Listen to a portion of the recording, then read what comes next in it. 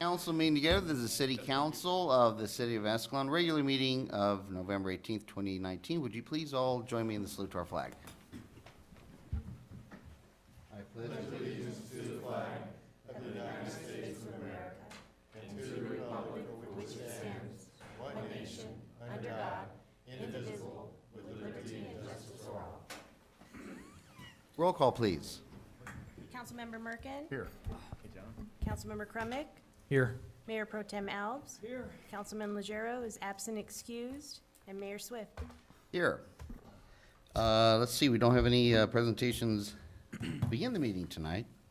And so let's proceed to the consent calendar. And the consent calendar, of course, is these items are considered routine in nature and are acted upon by a single action unless requested by an individual council member or member of the public for special consideration. For example, regarding item number 2, I will be abstaining from voting on check numbers 9674 and 072027.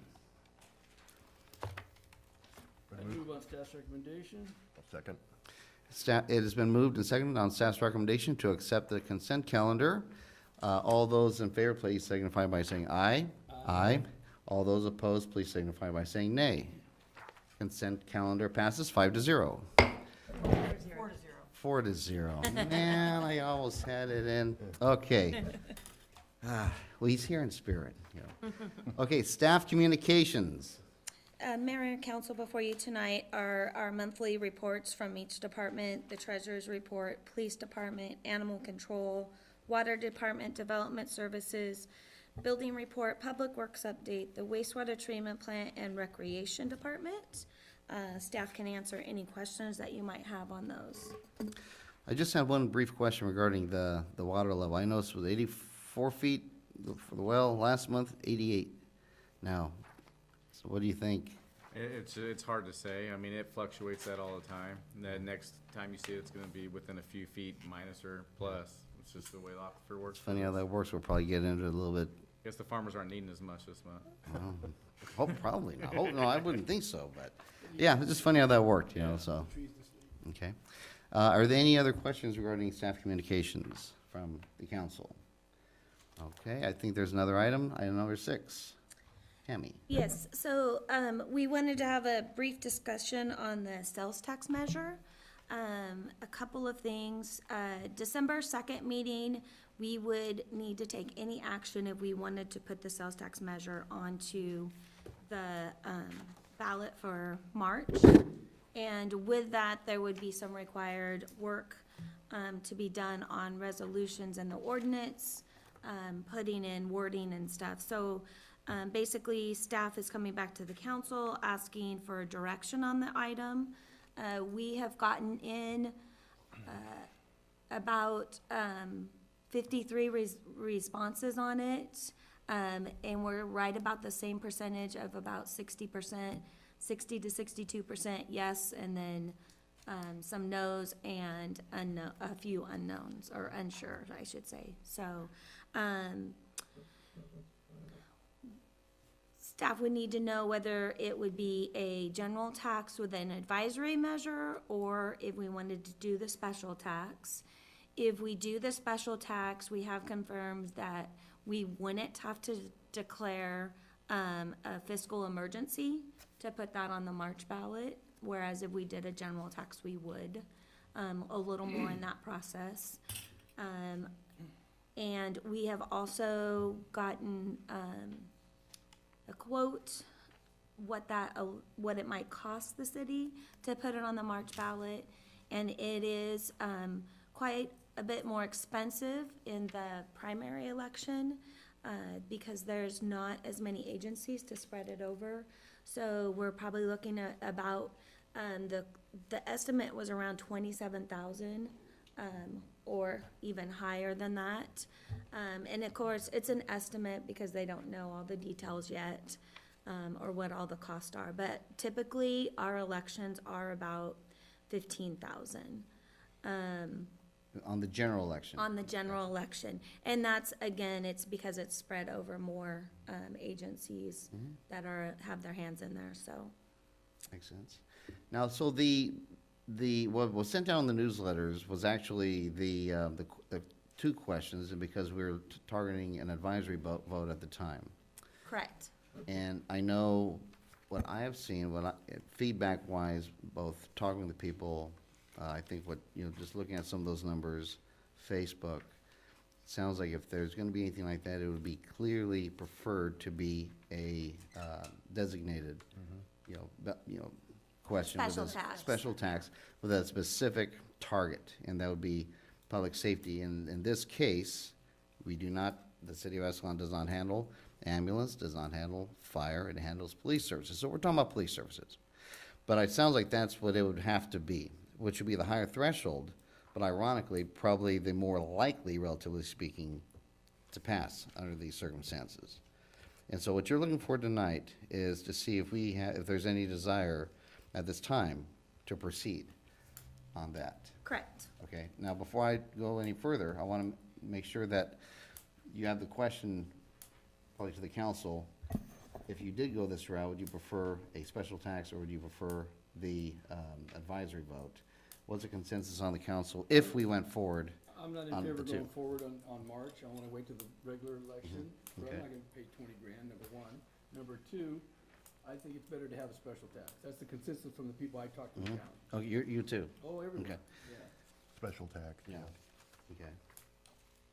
I think a special tax that is specific for public safety is what I'm Okay. in favor of. Now, part of the rationale also was that, because talking with talking with the school board and the staff on our monthly meetings, they have every intention, they're looking at a bond, and they need to, there's I think 1.5 phases at Dent paid for. I Correct. think they have like 3.5, 2 paid for. So they're gonna need to be going that route, that they're looking at that, they're targeting it, they really need to be specific with it, and that's the plan.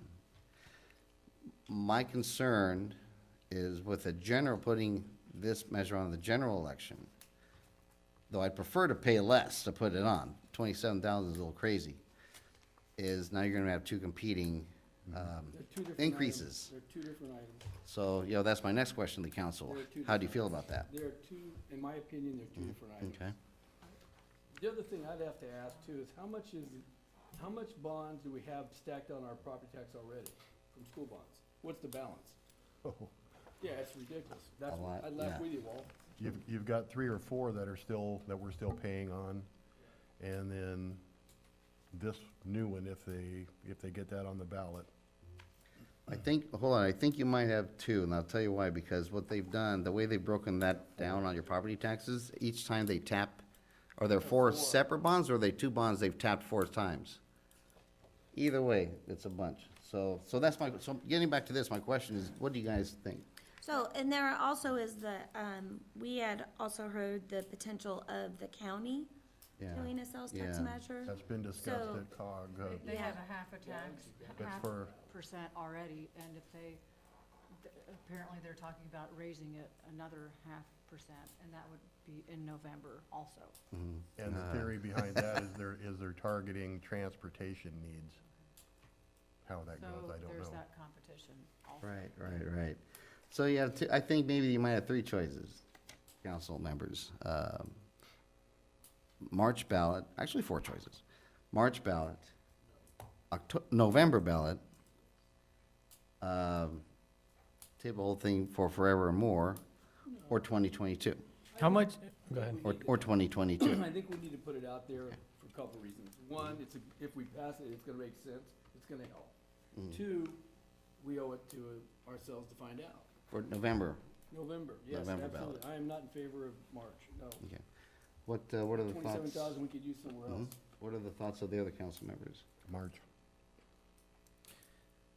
I think that if you go to the ballots in November and you see so many different local tax measures, I think it's kind of scare everybody, make everybody angry, and no, And so I think that even though it costs more, as opposed to November, it's $10,000 more, probably. Yes. 17,000. Well, 17, well, I think that, and I'm going at this based upon the responses we got. I think we've done our due diligence to get a response from the public, whether or not you want any more taxes or not. We put it out there, and based on the responses, it was 60% or so that said they're in favor of a specific public safety tax for our police services, our public safety services. And so based upon that, I think we owe it to the community, the people that responded, to give it the best shot to pass. And I think that it would have the best shot to pass in March. I do agree with Mayor Pro Tem Alves that that is a lot of money, but I would go March because I think it has, I guess it has a better chance to pass. So that's what I would say. I think if they're gonna pass it, they're gonna pass it. I don't care what's going on. And I think that's what you gotta keep in mind. It's a local tax. If it were something broader, I would agree with that philosophy. It's a local tax, it's a local issue, and I think the people in this town will support the police no matter what. That's why I feel the way I do. Plus, the 27 just kills me. That's too much money. We use that so much more somewhere else. Tammy, what would you need to do at this point? It sounds like the council wants to pursue it. The big question is March and November, and I think that the big question with that is cost. You know, if it's gonna be, what kind of a hard number? Can we get a hard number before we pass it, or is it one of those things where we have to buy it?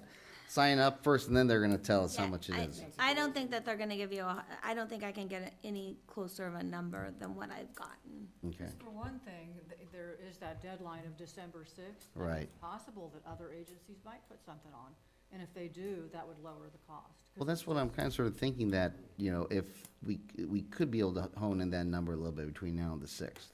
Well, yeah, I mean, I'm sure we're not the only agency that might be thinking about something like this, and if they are, you're right, that could lower the cost. Except for, Help the well, decision. but we would typically, or it was anticipated we would vote for this at our December 2nd meeting. So I don't know if the county is gonna know any more by that time, might, but they might not. right? Okay. It'd be nice to have a full council. What's the turnout like March versus, you know, the actual in November for voters, you know? Like, is it probably less for just a, Well, I would tend to agree that probably your March is maybe a little bit less. But because you have the presidential election in November, so. big turnout in the election there? Yep, that's why it'll pass. You know, Mayor Pro Tem Alves might be right. I might be totally wrong on this. I don't know. I'm trying to give it the best chance. I know it costs us more. I don't like that either, Ed, but I know. That's my opinion. I think, And it's not necessarily that you guys are going to vote on anything tonight. Staff just needs to know whether we do some more homework on it. right. And, there is the possibility we could hold a special meeting to discuss it and come back with, some information on We it. have a consensus. I think the majority of this council would be in favor of pursuing it. The question is when When? and how. I think there's a question in the audience, and I do want to limit you know, or we'll be here all night, but if that question would like to be asked now, please do so.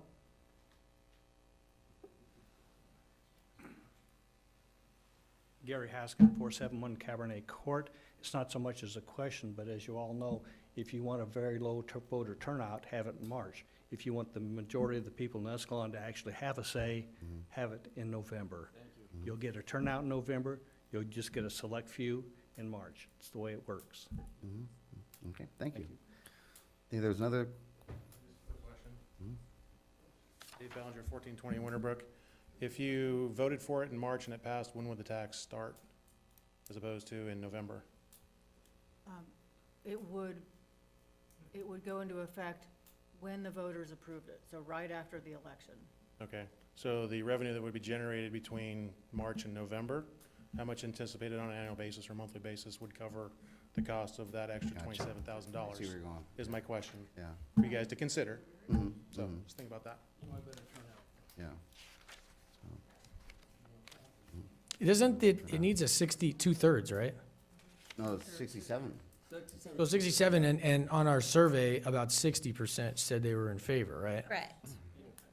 And what the top part of the survey is that the survey centered on the advisory vote, where you actually had two questions, and that's a 51% threshold, 50 plus 1. And so there's a little bit of, okay, now, so how do we interpret it over a 2/3 vote? You're right, Mayor Pro Tem Alves, I think you gentlemen have heard the same thing. Everybody, again, everybody we've talked to, nope, make that a targeted special tax. Do not make it as a general tax, so. You're stuck at 67% no matter when you do it. Tammy, what I'm wondering about at this time is if you could, it does sound like there's consensus to pursue it. If there's any way that we can do a little, get a little more homework to try to get it honed in, does that, before this, Like, does that help you out a little bit? Or, Honed into what? like, what else do we need to do in order to, Well, Say- we need to know, I guess, election-wise, we need to confirm which election we're gonna go with. And then we would be working on the wording for it. Yeah, so we need to prepare an ordinance that would go into the municipal code, send that to the state to get the form approved, which will take a couple days. Well, we can work on the wording, because we're gonna do it one way or another. The question is what Oh, way. true. But we could prepare the resolutions, and we can say, for now, put in there that, it's gonna be a special tax no matter what. But we can leave the dates blank, and then we can bring it back on December 2nd, Bingo. yeah, There you go. see if the council wants to adopt them. Yeah, and I'm just wondering if there's any feel, if you can get any feel from the registrar of voters to see if there's anybody else thinking about putting anything on the March ballot. What's ironic is there might be like 2, 3 other cities and municipalities groups looking at doing something like that, but they're probably all in the same boat, like, gee, 27,000 is an awful lot of money, Don't you want the most outcome possible? If you plan on passing this thing, Ideally. okay, so if you do it in March, chances are gonna be less that there are gonna be more people, because it's not a presidential election. You want the most people out, which will be November. Those are the people that are serious about voting, are gonna come out, and they will support that police department. Well, and just so maybe you already know this, but it's 2/3 of the people who are voting. Correct, I know. So if you have fewer people and if 2/3 of those vote yes, then it passes. And so, based on what the estimated revenue is for this, it would be approximately about 20,000 a month in sales tax revenue. And sales tax revenues. So, 1 month you've negated the extra Right. expense, yeah. Right. I have another question too that I don't know if it's been talked about. So even though it's a special tax, the money from the sales tax would still go into the general fund, right? Correct. Yeah. How can it go in a special fund, go into a general fund? Because that's where the police is that's paid what on. funds the police services, but that money could only be spent. That's my question is, Yeah. how do we know, you know what I'm saying? Like, how can you keep that accounted for if it's just going to a big pile of money? Through the audit. Well, you can designate so that it shows that revenue stream. In each in a budget. particular line. And As long as the so- budget, I guess, lines up with the revenue that was brought in. Right. Something, Yeah. okay. Well, the budget should exceed the revenue brought in. Well, I'm if just- It's only supplementing. All right, it's Yeah. just a question I had. Any other thoughts out there? I know there were a couple.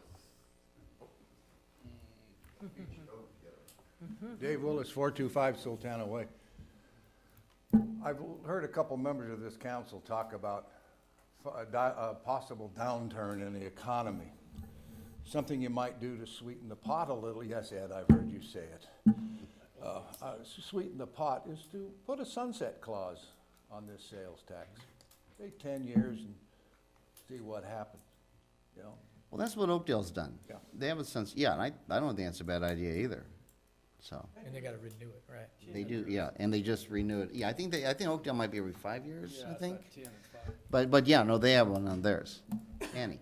Danny Fox, 1510 Adriana. I was going to say something, and then I stood up, and then I stood up twice, and I said, well, I might as well stand up and say what I want to say. I just have a couple of questions. I hear the discussion about whether it's March, November, it's next year. It's like a big, hard push. I'm not against a sales tax for public safety, but my question is, does it have to be this year? Doesn't have to be. So, I- so if you're worried about a deadline of March or November or December and the cost, it's for public safety, where's the city right now that they could not wait, if need be, for the sales tax?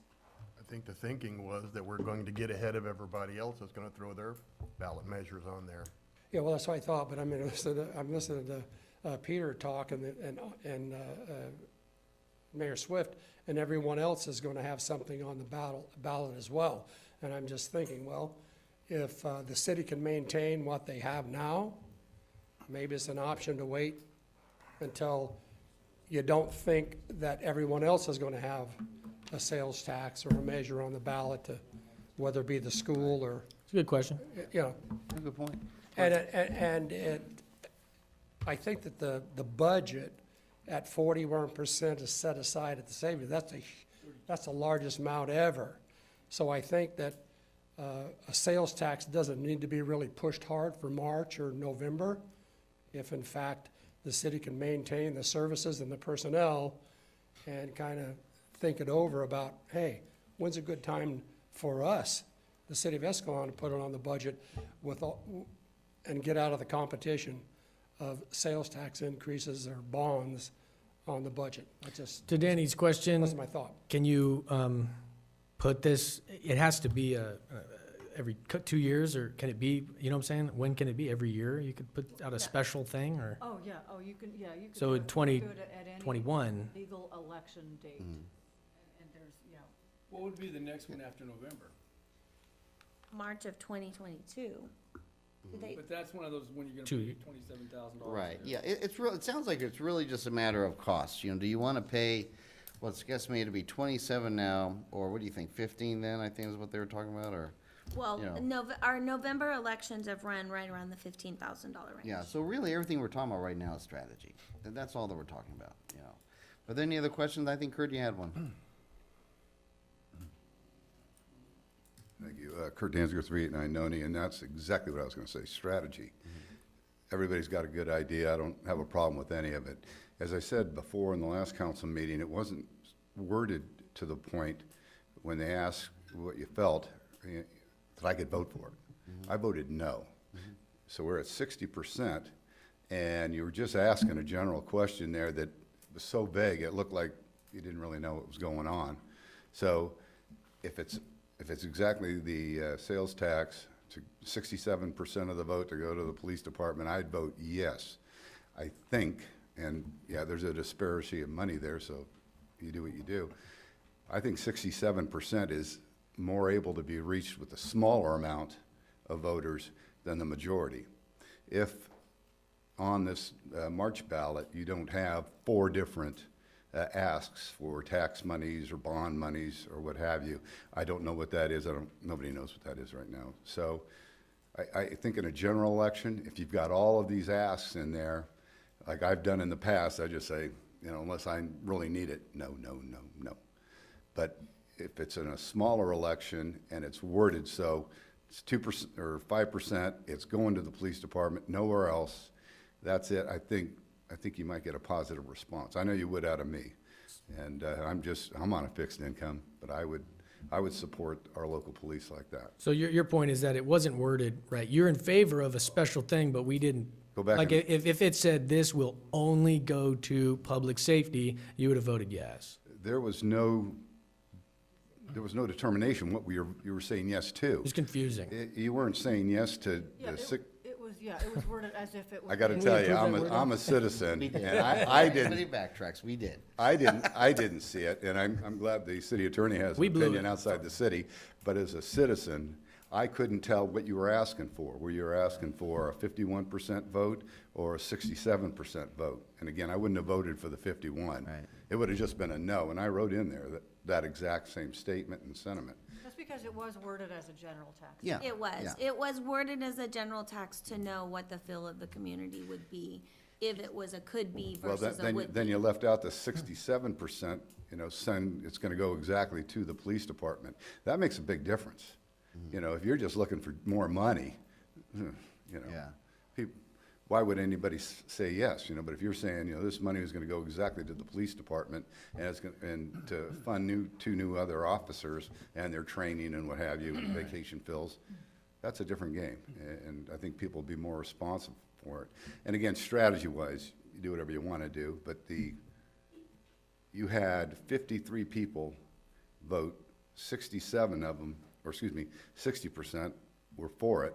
1 was against it. What does that make it percentage-wise going up? you know? What we don't know is how many other people voted against it because for the very same reason that you did. Which is why I'm bringing it up. And there's several truisms with elections. One is, and I think we saw this with the gas tax last year, the city gas tax. You had 2 or 3 different advisory measures, okay? Everybody voted everything inside down, and what remained? The gas tax, okay? Because it's confusing. Seen time and again, you have several measures on a ballot that all have to do with increasing revenues. What does the public do? Go, okay, you know what, there's so much here, 999, no.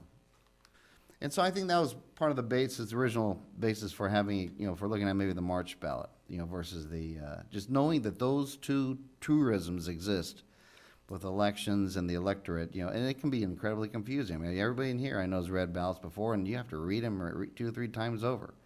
And if it gets confusing, forget it, Or if there's too much, forget it. And so I think that can be a potential. I agree with Mayor Pro Tem Alves in the sense that it is more money. I think that we would probably fare well in the general election as well.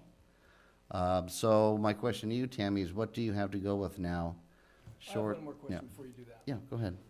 Is there a limit or a threshold that has to be met before the vote could be legitimized? In terms of people who vote? So 20 people who voted and that'd be fine? Yeah. That's sad. Because they could vote no as well as they could vote yes. That is a sad deal. So can we Can get a little closer to December 2nd? I mean, it sounds like we're leaning towards March, not all of us though. Okay, but we're leaning towards, the majority is at this point. So I think what I'm hearing is that we should move forward with getting everything ready and present it to you at the December 2nd meeting as if we were gonna go to the March. Should the council decide not to do that, then we would just save those documents for You when we got it. decide to go You forward. got it. The advantage, we'd also have 5 council members too. Yeah, you did But that. it's kind of sort of nice if we're gonna do something like this. Sure. So, is everybody okay with that strategy going forward? Works for me. Okay. Moving on to item number 7, discussion of city manager power of appointment. Speaking of options, we got a few options here too. And is this Ann? Yeah. Okay. Okay, so I just wanted, before I bring an ordinance back to you, I just wanted to get some clarification on which positions you want to be able to approve the appointment and termination of. So the way it reads now, on the staff report there's that list. These are, the way that it reads now is that the city council must approve appointments of all of these positions. City clerk, city treasurer, finance director, police chief, parks and rec director, public works director, and development services director. And that's because all of those positions, Our management. yeah, and they would be subject to their own contract. Right. And so you could, if you want to leave it that way, then I would just clarify that that's You'd have what to you add were one doing. Pardon me? You have Well, to add one more. the assistant city manager. That's correct. Yeah, and I would add that. I think that's what, And that would be leaning towards option number 3, where the actual titles are listed? Or you would be listing the actual titles under What's the difference amendment? between 2 and 3? Oh, I'm sorry, amendment number 2. I'm sorry about that. no, either two or two. There's 2 options. 2 options, yeah. I thought there was 3. The first Technically one is 3, the you don't touch it. existing. Yeah. The first listing is the existing. Is what exists, yeah. And alternative amendment number 1 would really keep it just the way it is, but it would clarify who are officers and who are management employees. And that alternative number, that number 1 would include the assistant city manager if that person had his own contract, which, by the way, I look back, your last assistant city manager did have a contract. So he would have required approval. So the second alternative is if you don't want to have to approve, like the Parks and Rec director, the Development Services director, if there are key employees that you want to approve, like assistant city manager, police chief, finance director, then you could just list those. Does that make sense? Yeah. Yeah. Yeah, I might have the least amount of ambiguity on that one, where they're specifically listed, Yep. you know, Yeah, and so therefore, no question as to who we're talking about, or what positions we're talking about. That's my thought. okay, so then if we go with that one, then you just need to specify those positions. Well, Assistant city, what was the other one? There was one that we left untouched, and then the next one, which included everybody, and you're gonna add the, Specific titles. right, and also the assistant city manager. right. But, so do you want to be able to approve the Parks and Rec director, Period. department heads? That would Management, include yes. Parks and Rec and But as a management Public Works head. director and Development Services director. Right. Okay, do you all want, is that the consensus? Do you yeah. want, or do you want to leave that to the city manager, those? I just thought you might want to only have approval authority over police chief, finance director, city manager, of course, and assistant city manager. I think if you listed it, my thought is if you listed it directly with all these titles, you know, city clerk, city treasurer, finance director, police chief, parks and recs director, public works director, development services director, and assistant city manager. That's what, That might be the clearest, Yeah. cleanest way to do it. What are your thoughts, fellow council members? As long as it covers all management, I don't care how you word it. So all we would be doing is essentially adding, because as it stands now, all of these need council approval, and so we would be adding assistant city manager to yeah, that. yeah, just to make it clear, That right? would be the change. That would be the, And yeah. the Cool with that? definition of, In the definition of what is a management employee. Those are or what- people who have to come, and we would have to approve them via vote, a majority vote, for them to be hired by the city. City Yeah, Manager would come with recommendation for hiring, we would review. yeah, and then you- we- probably in closed session, you know, she would recruit who she, you know, someone to we could recommend. ask her questions And about the come to candidate. come to the city council in closed session and say, this is who I'd like to hire. You know, we just need your approval. I have a question, maybe it's kind of on topic, but so if the city's gonna hire somebody, who determines, you know, what pay grade they'll be? Like, will they be hourly or salary, and how much will they be paid? Is that, Tammy, do you determine that? You kind of just do some Well, research? yeah, What's the going rate? most of the positions have been defined in our, salary compensation schedule. If it's a position outside of that, or if it's a contract position, then it would be based on what we've budgeted for that position. Are most city employees hourly or salaried, or is it kind of split? Most are considered an hourly with, so we do it a little bit different. They're hourly, but some are still subject to, they're salary, but they're still subject to overtime because we take, the annual salary divided by 12, and that's what they get a month. So you If don't it's a really- full-time employee, You really don't have, you have a salary, but you allow them to have an overtime. because they're not exempt to the, hours. Salary and get overtime, I understand that. Well, that's conference state law. There's a lot of different positions that, in fact, I have a lead guy, and he's salary, but I have to pay him overtime if he's over Over so many 40 hours. Yes, yeah. That's 40 in just- a week. Yeah, 40 a week, yeah. It is I- what it is. I'm asking, because to me, it seems like kind of a fiscal issue. I mean, it'd be nice if we could sign off on employees that the city's hiring that are getting paid X amount of dollars, but I do feel like there's that's the city administrator's role, and so I guess I'm okay with what Mayor Pro Tem Alves is proposing. We were looking at. Yeah, and you would approve those contracts, Yeah. basically. I mean, if they're the contract management employees, they would have a salary in the contract, and you would approve it more, you know, you would approve that. All we're doing is we're building another layer of security. Sure, right, Just Make sure things don't go sideways. gotcha. So do we have consensus on this for Ann, so we can move on, that we'll go ahead and be listing those I'm all titles for it. specifically? Consensus, right? Yes. Consensus, you have consensus. Okay. Okay, and we're on to matters presented from the audience. At this time, public may address the city council I'm gonna do on any item that's not on the agenda that is within the authority of the council. Exactly like that. Ed Gaddy Fox, 1510 Adriana. You cut that last portion off a little short, so I just like to know, what was the purpose in item number 7? Clarification. Clarification for what? Because of the history of this town and hiring people and what happens when we don't check them out. The question came up. Well, wait, just, I know, what you're talking about, Ed, is the personnel that hired the people.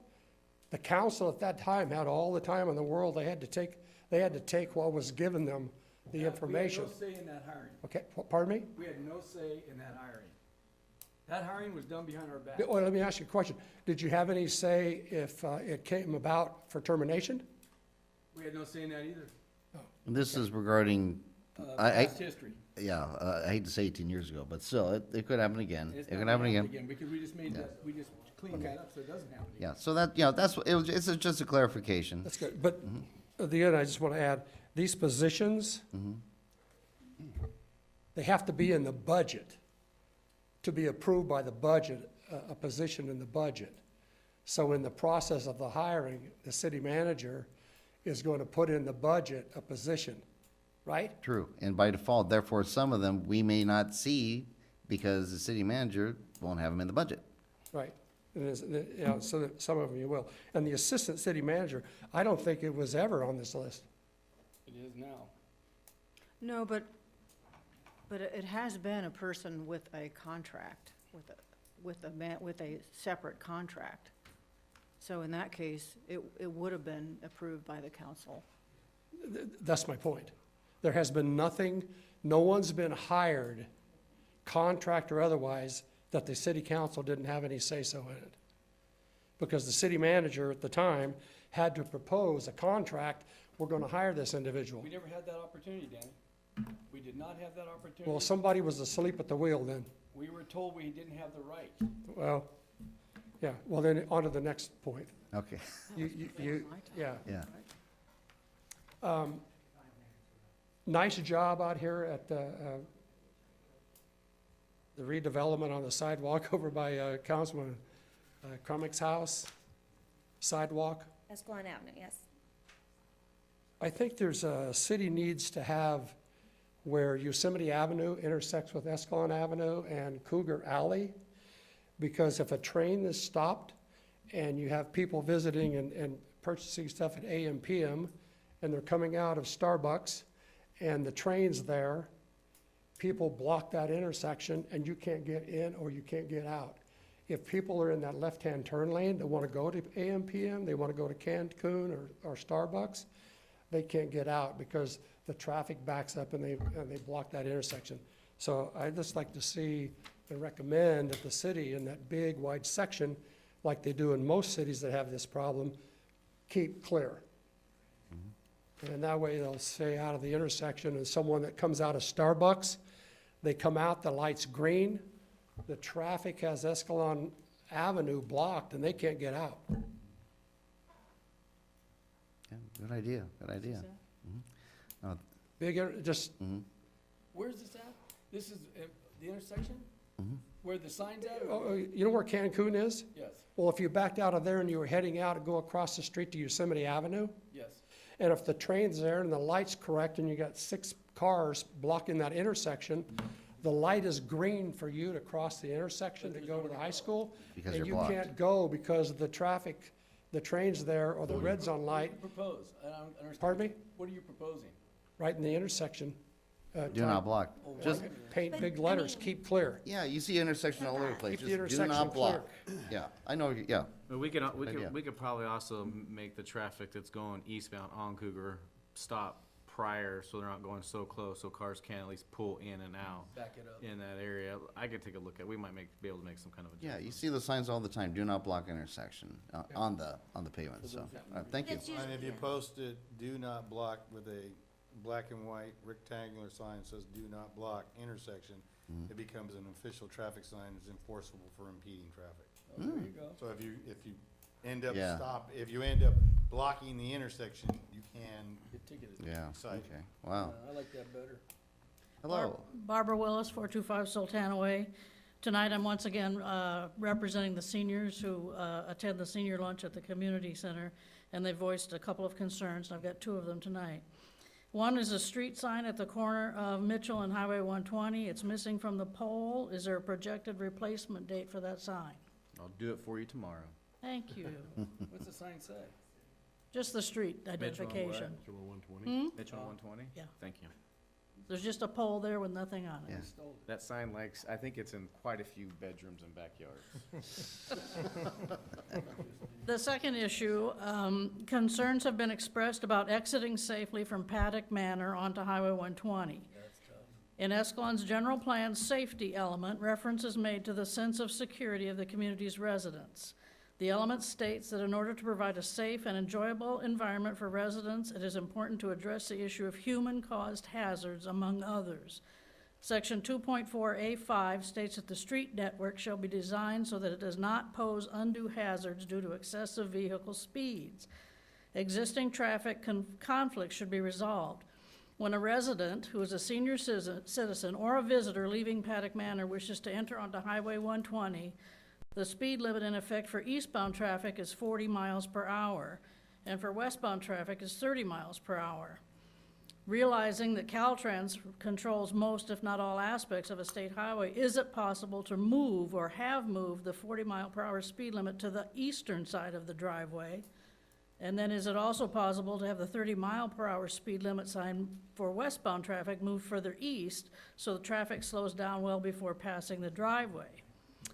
There is a left turn lane in the highway at this point, which is occasionally used by drivers passing people making right turns. This creates an additional hazard. Can a police officer be posted in this area more often to cite violators in an effort to end this activity? In addition to the twice weekly lunches being offered to the seniors in Escalon and a volunteer officer escorting seniors from Heritage House to the community center, there is now a sponsored monthly get-together. These activities show an interest in and concern for senior citizens and their well-being. Taking steps to facilitate safety on the road, not just for seniors, but for everyone, makes sense. Okay. Okay, I think, I see Justin and the chief writing things down. Okay, thank you. All right, thank you. Anybody else like to say their piece? Back is where you know me. I didn't get an opportunity to correct the minutes. And when I spoke last council meeting, I was requesting that the city, when they update the California Building Code, that they include new homes and remodels for either tankless or water recirculation pumps to save water. So it was only written down as remodels. So I'd like to have that corrected as to new construction. And again, look forward to see that in our new adoption. Thank you. Okay, and do we need to re-vote on, therefore, on the minutes to Probably accept so. that amendment? Yeah. We do? Okay. So that'll be item number 1 on the consent calendar. Can we do it at this time then? Yes. Okay, well, let's go ahead and look Let's at, hear it stated again. So on item, what was the item? I don't have mine, I gave mine to Dominique. Kirk, do you have that wording on your, did you write down that actual wording? Okay, I'm just wondering if you struck things out and wrote what you actually had said, maybe. Oh, okay. Right here. Okay, so it was in reference to item 3, and we're gonna change it to include in the language that the tankless water heaters, making them a requirement for new construction and remodels. Regards to remodels and And new construction. And new construction. Yes, there you Okay, go. so essentially the words "and new construction" Would need to be be added. inserted there. Do we have a motion to accept the amended minutes? So moved. Second. It's been moved and seconded to accept the amended minutes to include the additional language of "and new construction." That was a place that that Tammy had read. All those in favor, please signify by saying aye. Aye. All those opposed, please signify by saying nay. Motion passes 4-0. Kirk, thank you very much for that correction. Is there anybody else who'd like to say their piece before we move on? Okay. Having seen none, let's go ahead and move on to public hearing. This public hearing for the unmet transit needs, and John, that sounds like it's you. That is me, yes. Well, good evening, Mayor and Council. As you know, every year we're required by state law to conduct an unmet transit needs public hearing to hear from the community as it relates to any potential unmet transit needs that the city is not satisfying. And those unmet transit needs are then passed on to the San Joaquin Council of Governments to do the analysis to determine if they're an unmet transit need or an unmet transit need that is reasonable to meet.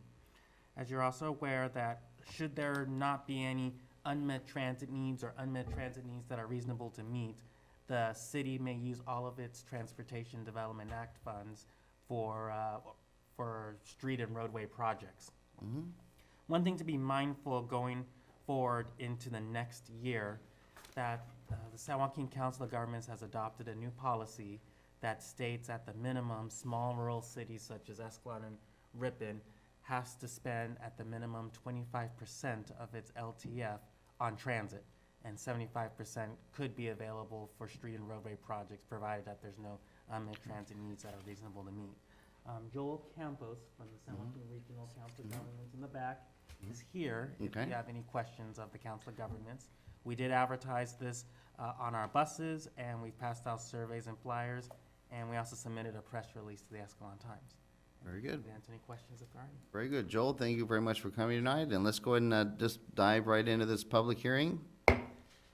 And anybody who'd like to come up to discuss any unmet transit needs or any of the other issues that John has just mentioned, please do so at this time. Seeing none, I'm going to go ahead and close the public hearing and see if there's any comments from council. Well, I guess you're all set. I guess that's it. John, can you just make a note of the stuff the month event? And Joel, Yes. again, I do appreciate you coming down tonight. I don't know if it's a good thing or it's a bad thing that you didn't have any questions, but we appreciate your effort very much. And John, we appreciate yours too. Thank you very much for that. And Okay? just really quickly, as you're aware, for the past 10 years, we've been doing Stuff the Bus in partnership with RTD and Manteca Transit. And we'll be doing that this weekend at Marvell Food Store, 1900 McHenry Avenue, from 10 a.m. to 5 p.m. Ultimate goal is to fill our bus with food and coats that we could donate to Escalon Care. And Marvell will graciously give 10% off of any food donations that are provided to our event. We will also have The Bowl, I believe 105.9 radio station, that will be there to do a live remote on Sunday from 11 to 1. You guys will be able to join us and donate food to us. Very good. All right, John, thank you very much. Thank you. Moving on to item number 9, administrative matters. Consideration of recommending the South San Joaquin Groundwater Sustainability Agency adopt the Eastern San Joaquin Groundwater Sustainability Plan. And this sounds like Tammy. By the way, I'd like to thank you for all the representatives from SSJID for coming tonight, and thank you for your patience. Thank you very much. And Peter, do you want to start this one off, or Tammy? I will. Okay. Sorry. So, yes, tonight, Peter and Brandon are here with SSJID to present to the council information regarding our groundwater sustainability plan for our basin. And basically, the council is, we're looking for your recommendation for myself as our representative on the board to approve the plan or not to approve the plan. And I will defer to Peter, and this will take you to the slides. I'm here primarily just to share a note of gratitude with the council, Mayor Swift and the council, for the partnership that Escalon and the South San Joaquin Irrigation District have continued to forge and move forward with as it relates to water. District does provide some drainage services for the city.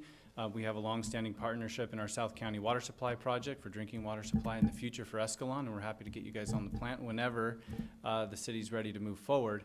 But also in this newer endeavor involved with complying with the Sustainable Groundwater Management Act of 2014.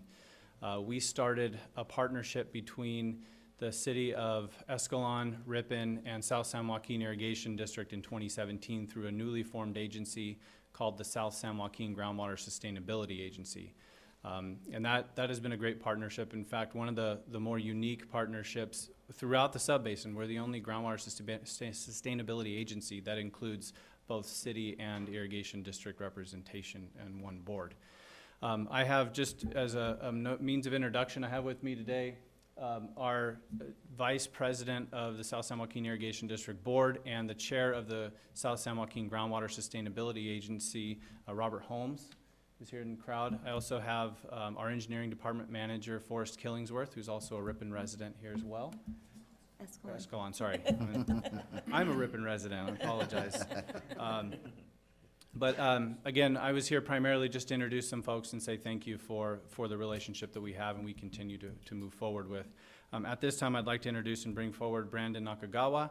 Brandon's been involved with development of the groundwater sustainability plan and coordination of local governments on this issue for the county since the inception of SIGMA, and we've been lucky enough to have Brandon move over and work for us here at SSGID. And he's been leading the charge this past half year or so to get us to the point where we are today. So thank you. Very good. Thank you, Peter. Good evening, Mr. Mayor, city council members. Thank you for having us. So I'm going to go through this quickly. I know Tammy knows I can talk for hours and days upon end, but I'll try to be respectful of your business calendar here today.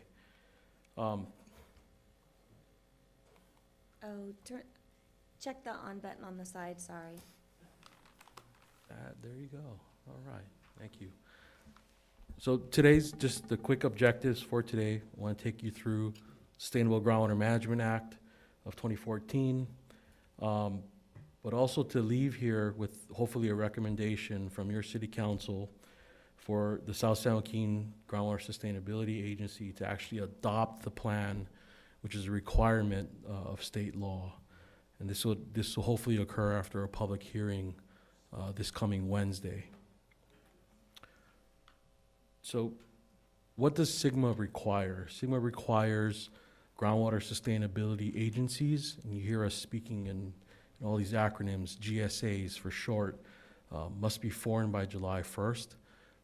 This is a requirement in the statute. The statute is very clear about who can be a GSA. You have to be a local public agency with water responsibilities, such as cities, irrigation districts, water districts. And so we cleared this hurdle years ago, a couple years ago, actually, by this partnership Peter talked about between Ripon, Escalon, and the irrigation district. Unique arrangement, but one that is working for us. Just to let you know, this is one of the moves was to help financially, to share costs. South San Joaquin Irrigation District pays for 85% of our operating costs. Ripon pays for 10% and Escalon pays for 5%. One of the other major deadlines is for critically overdrafted basins, such as ours in eastern San Joaquin County, to adopt a GSP, or Groundwater Sustainability Plan, by January 31st, 2020, just around the corner.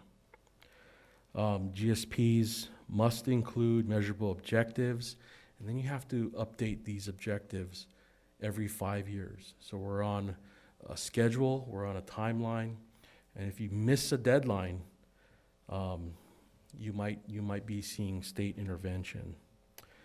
And we have to reach sustainability by 2040. That's one of the big major driving deadlines for us.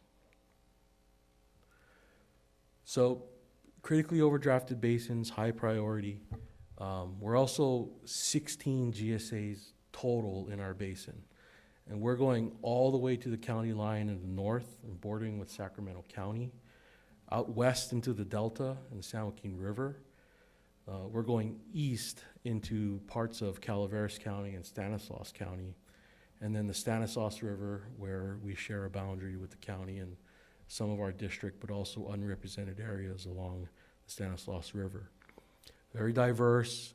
We have agencies that have plenty of water, not that much water. Lots of groundwater use, very little groundwater use.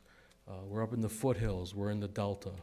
Very diverse geographic area, yet all 16 agencies decided to come together, form a joint powers authority with the goal of actually having a single plan, not 16 disparate plans, but a single plan for the entire basin. And again, failure to meet any of these deadlines results in state intervention. And what state intervention looks like is a fee schedule. This is a fee schedule adopted by the State Water Board. It's somewhat punitive. This is a list of charges. Say you're a alfalfa grower, you have 150 acres. You're gonna pay $30,000 to operate your well every year and for the pleasure of having the state regulate you. If you're a municipality, you're paying between $150,000, $200,000 per well every year just for the pleasure of having the state regulate you. And so avoiding these costs and keeping the dollars local is something we set out to do. And hopefully you'll see we have a plan that's actually adoptable, affordable, and hopefully the state buys off. The state is the final say on whether your plan meets the standards or not. I'm going to get into, real briefly, what the plan should include and what you need to address in your plan. So in terms of groundwater, we're talking about 6 sustainability indicators. And what do we mean by that? And the legislature is very prescriptive. They wrote these definitions out, very prescriptive about what these mean, and there's significant regulations written after that. But basically, we're talking about chronic lowering of groundwater levels. You've heard that probably from the 60s about how eastern San Joaquin County has falling groundwater levels. The second one is significant unreasonable reduction in groundwater storage. Not necessarily a huge problem in our area, but there are basins in California where you deplete the groundwater and it is never replenished again. And naturally, you may never, ever recharge that groundwater basin. So that's an issue in other places. Seawater intrusion, we're looking at the coast, Los Angeles, Santa Barbara, Monterey. Those are areas you think of when you hear a saline or seawater intrusion. Degraded water quality, arsenic, nitrate, some naturally occurring, some man-made. We need to monitor that. We need to figure out how to produce sustainable groundwater quality in the future. Brandon, seawater intrusion isn't a factor. I know you said that a part of this area also covers some of the delta lands. Seawater intrusion doesn't seep down into the groundwater in any of our area? It's a very differently managed problem when you're talking about salt in our basin and seawater. Seawater classically is what you're experiencing in LA, Santa Barbara, Monterey, where this wedge of salt water intrudes. And so you turn off wells or you replenish groundwater and push that salt back. Okay, just curious. Yeah. In our area, it's more about degrading water quality, different sources of salt, and the salt is not necessarily as strong a salt as seawater. Are we under the next slide? I don't know if are we seeing the slide? Sorry, here we go. Yeah, there we go, yeah. Okay, the last one is depletion of interconnected surface waters. If you deplete your groundwater basin, lower groundwater levels, and it draws more water from rivers and streams, you might have a unsustainable situation. And that's something that is keenly looked at by folks with senior water rights, like our district, but also in areas where environmental concerns or groundwater-dependent ecosystems might exist. So those are 6 sustainability indicators. To track all that and to make projections and to develop a plan, we use the planning tool that consists of both conceptual groundwater model, what we think about what's happening, how do we think about it, and that depiction on the left here shows all the processes that go into a water balance, a groundwater balance. How much surface water you're delivering, how much groundwater you're pumping in lieu of surface water, what's the interaction between water bodies, streams, rivers, and all that. And what processes are happening in the environment. We also have numeric groundwater models, ones that calculate what groundwater levels might be in a future condition. what the actual accounting of water is in our basin, coming from streams or going out to streams. And so we use that model to come up with scenarios and to tell us what our target is. How much water do we need to put in the basin year in, year out to be sustainable? That number happens to be 78,000 acre feet per year. And this is the entire basin as a whole. So all 16 of us need to find ways to put that much water in the groundwater basin every year. And we do that by either directly groundwater recharging that water in ponds. If you ever drive by Stockton on 8 Mile Road, there's a bunch of new ponds that went in. Water from Woodbridge Irrigation District is going into those borrow pits where those grade separations are occurring, and that's groundwater recharge. You can think about a pond recharging groundwater. Another way is to increase surface water use. If you're using groundwater today and you find surface water, and you use surface water instead of groundwater, that's in lieu groundwater recharge. We want to make sure we're taking credit for that and expanding that. Recycling, conservation, demand management, intra-basin transfers, such as transfers that South San Joaquin Irrigation District has done in the past to our neighbors in the north who have less surface water. Those are all on the table. Just to give you a feel for the types of projects, we have projects that are planned, probably going to be happening within the next year or two. As you can tell, there's projects across the basin, north of us, even areas where there's a more heavy groundwater usage. They're planning projects to go forward. There's another subset of projects that are potential projects. Again, these are great ideas. They need a little bit more maybe money to complete studies, design work, environmental documents. Great ideas, they need a little bit more to get to the finish line. Yeah. Brandon, like ours, City of Escalon, potential wastewater reuse, I saw that on there. Yes. As one of the projects, possible ones down the road. Good. Sorry, go ahead. And so a good example is this water treatment hookup to the South San Joaquin Irrigation District treated water project. If Escalon can get off of groundwater, we want to make sure Escalon gets credit for getting off of groundwater. So that project is definitely on the list. And then there's this subset of conceptual projects that are great ideas, maybe. We need to prove them out, do a lot more studies, long-term projects. One of them is our pressurized system. Very expensive project, over $300 million, but it could save tons of groundwater, but needs to develop further to be a viable project. So once we do have an adopted plan, you got to implement it and you got to administer it. And so some of the things that are ongoing is the South San Joaquin GSA that we're partners with you on. We'll continue to represent our collective interests within this larger groundwater authority, the Eastern San Joaquin Groundwater Authority, amongst the 16 GSAs. GSAs, as a policy decision, are responsible to implement their own projects. All those projects have a sponsor. They will do their own funding. They will do their own implementation, monitoring.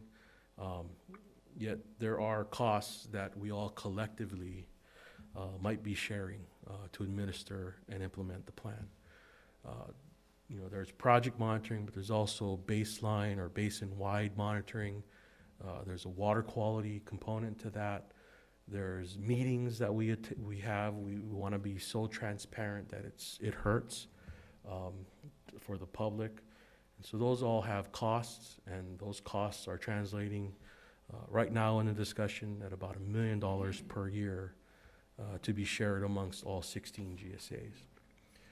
We are in direct conversations, we are in direct meetings, trying to fight for what is that right number? Is $1 million too much, too little?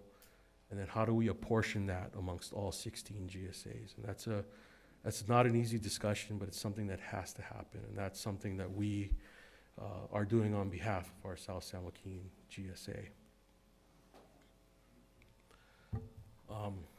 This is an important paragraph or sentence that comes out of the plan. And so we have a plan that's very, very project-oriented, you know, very positive. Let's build our way, let's recharge our way into sustainability. But what if it doesn't work? So if projects do not progress, or if monitoring efforts demonstrate that projects are not effective, the GWA will convene a working group to evaluate supply-side and demand-side management actions, such as implementation of groundwater pumping curtailments, land fallowing, etc. These are extremely drastic measures that none of us who had set out and working on Sigma wanted to happen. So we better have a successful implementation plan, an implementation of this plan. Build those projects, get that water in the ground, monitor it, and show the state we're sustainable. That's really what our plan says today. Hopefully it'll continue to say that, and we don't have to convene that group, start taking away groundwater rights. Right. That's something we all want to avoid, and that's still part of our agenda. So some of these adoption process things, we have carried much of them out, just so that you're comfortable with the plan and the planning process. We did have a 45-day comment period. We received tons of comments, 19 comment letters. Lots of non-governmental organizations, environmental groups had sent their letters in, but also commodity groups, other farmers. So we took all those comments, we vetted them, we made responses to them, modified the document, and that document was made available on November 5th. Individual GSAs are now instructed to go ahead and adopt the plan. Last week, Wednesday, the Groundwater Authority, all 16 GSAs, made that recommendation to go ahead and adopt that plan. And our GSA, our collective GSA here, will consider this on November 20th, this Wednesday, after a public hearing. So staff recommendation is, we would like your recommendation and for your representative to go ahead and vote to adopt the plan following the public hearing on Wednesday. I'd be happy to answer any questions. Brandon, I just have one question. Is there, if you had to read the tea leaves at this point, of course, you're gonna have this plan, and then the state's gonna see the plan. If you can read the tea leaves, or I don't know if you haven't had a chance to bounce this plan against anybody on the state level yet, what do you think the odds are at this point of them accepting it? Well, we hope they're good. One of the key, stool legs that we're trying to sit on and stand on here is that we looked at the regulations, and complied with every regulation, every piece of statute, and build a plan from that aspect. Okay. Now, from a quality standpoint, the state may look at our plan and go, how are you guys going to find 78,000 acre feet a year? Well, we have water rights. There's contracts out there. There's wet year water. So there's ways of, I think, addressing the skepticism. Okay. We think we have a good plan.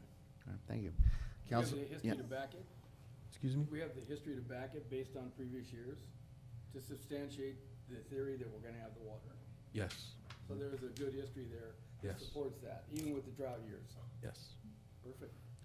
Council members, this is an actionable item. I wouldn't need a motion. Do you have any questions? I would just like to say, thank you, Brandon, thanks Forrest, Bob, Peter for coming tonight. From what I know of our, long relationship with SSJID, I think it's a wonderful partnership, even though we're kind of the minority partner. I think it's a tremendous thing. We've got some projects that we'd like to see happen that are potentially in the works that are gonna hinge a lot on this partnership and this working together. And so I appreciate you guys, and I think it's great. I'd be happy to move on staff's recommendation to approve this. Comment? Is there any public comment at all? Oh, It's not a public hearing, huh? It's not a public hearing. I know, but yeah, I just mean, in you're like, case- wait a minute, okay. But just in case you have, Just in case there are any questions, that's a great idea. Anybody from the public like to question, comment, query? Yeah, I got one question. 225 Sultana Way. You said you have to update this periodically? So, we meet every requirement, and 5 years from now, the state moves the goalpost down the way. That's the way it works. Secede. It's more of a comment than a question then, huh? Or a suggestion, recommendation? Okay. Angelo Blanco, 1604 Fisk Avenue. And you guys know I'm for surface water. And Mr. Holmes is here, South San Joaquin Irrigation District. And I'm gonna ask this question to him. I hate to put him on the spot, but we have surface water coming, and we sell it to Tracy, right? And only reason we don't have surface water, when this was all planned out, Ripon and Escalon were gonna go together, and something happened, they backed out building a pipe to transfer the water to here and at Ripon. So we got left out of the allotment. We sold it to Tracy, and they're getting our allotment right now, right? We don't have a pipeline. Well, we still have allotment, right? All right, then the second question is, how can? That's the next one. We He talk really about should it, we be ain't got the addressing money. the council. We're talking about money tonight. I'm sorry, No, I'm we're sorry, all- Ann, what was that? Well, this is for, Pardon? if you would just please address the council. Okay. Yeah, okay, we want surface water, we haven't got the money. Is there any way that you guys can get hold of South San Joaquin Irrigation District Board member and ask him if there's any way that he could help us finance the pipeline from the reservoir to Escalon? The board member, just like Bob. Well, that's right, I gotta talk to you guys. Yeah. Angelo, I had a conversation today with a couple of them, people that work there, and they said the same thing. It's, you get grants, maybe there's some grant money out there somewhere. Well, I'm asking him, that's what I mean. I know your guys' attitude, we ain't got the money. I wanna know if the board can help us finance it, 30-year loan, 40-year loan, we're all, Here's what I was told today, Angelo. we They all, said- belong to South San Joaquin. Angelo, we're based on $10 million, just go with that number for now. I talked to a couple of them there, and they said one possibility is if every household was assessed, I think it was $5,000 times 2,000 homes with $10 million or something like that, and then it would be like anywhere from $30 a household in addition to what they're paying now. They might be able to finance it. It'd be like a 30 or 40-year finance. Well, that's fine, I don't care how many they, but what I'm asking is that South San Joaquin they've probably got piles of money buried I don't think so. in the bank somewhere. Do you guys? And they would rather it's our water, and we would keep it here. I also Yeah. talked No, to I them mean, about, they're selling the water anyway, right, and we all vote for South San Joaquin And- District. and- put it up right. Angelo, Mayor Pro Tem, if you don't mind, I think we're getting a little off topic. It's a very good question for another day, or maybe even right after this meeting is over. Yeah. I mean, in the water rate Yeah, item has well- it in there. Well, I just thought I'd bring it up because I had Very a good board point. member here. No, very good point, very I good don't know if point. anybody ever contacted him yet. Yeah. So they know now. No, very, appreciate it very much. Are there any other questions regarding the now, the motion has been made. The motion has not been seconded yet, though. Oh, sorry, it should be seconded. There has not been, It's okay. seconded. So now it has been made and seconded Yes. to recommend the the SSJ GSA to adopt the Eastern San Joaquin groundwater basic groundwater. I guess. This is the easiest you guys could have made this, huh? Okay, the plan, yes, Danny. Thank you very much, Mayor Swift. Just as a reminder, just to go along with what Angelo said, just as a reminder, one of the city manager council goals for this year, 2019-2020 budget, is to seek ways to hook up to SSGID surface water, just as a reminder. 2019-2020, so. Okay, stay tuned. Are there any other questions? We're gonna start buying lotto tickets. It's about the only way it's gonna be. I'm kind of a nerd on these things here, but I didn't get a chance to see this ahead of time, so I'm just going to ask some real neophyte questions. There was a slide up there, if you could find it, that showed the cost per well. That is, I don't understand that. Is that going to be a charge to the city? That is, if we fail on anything to meet any of the deadlines or fail to have a plan that the state likes, the state will impose these fees. This is the state's fees. And on each well that you have, Yes. not the amount that they draw, an individual well might draw? There's both a volumetric piece and then a registration part too. Okay. Those numbers and the $1 million, those are a number. And those are numbers that go against groundwater, that if we had 3 wells and tied into the surface water, you'd get credit for that, right? Or we'd get credit for that. Right. And we could reduce our cost into that $1 million? That's something we're trying to negotiate right now. I think you might have it a little bit turned around. These costs on this graph are from potential costs if we fail to adopt a plan and succeed at that plan. And that, if it was state intervention, you would see these kind of costs. Okay, so- $1 million annual operating cost is for local implementation of the groundwater sustainability. Well, I think we're going to adopt it. So the question would be, after you adopt it, After we if the adopt it, basin, we're still faced with about $1 million annual operating, estimated annual operating cost to be shared by all 16 GSAs in the groundwater area. all right, so just as an example, Escalon stays within its draw requirements, and somebody That else, won't affect that at this time. well, I'm just saying, somebody other than Escalon draws it down to where we may face penalties from the state because of an overdraw, or, I'm sorry, in case we, in case the basin draws down too much and there's a penalty for that, even though we haven't exceeded our draw, we're responsible for that, a penalty? That's a question that we're still trying to answer. That question's been posed by DWR as to whether the entire basin is out of Compliance. Compliance. or the individual GSA. Okay. Be aware, our individual GSA is compliant the way it is. All right, We yeah. have the recharge from our surface water. I was just trying to be clear, so that when we vote on these things here, we're all kind of understanding that there's still some movable parts that we don't know about yet. Right. And I think when you start finding out about those movable parts, somebody ought to do a cost-benefit study for, you know, negatives versus positives in that surface water. Because, you know, there's costs to both, and right now, as I said, I'm a neophyte there. We didn't get a lot to look at here, so I'm just shooting off the top, so, thanks. Thank you, Kirk. Thank you, Kirk. So are there any other comments before we take it back to council and we'll proceed to a vote?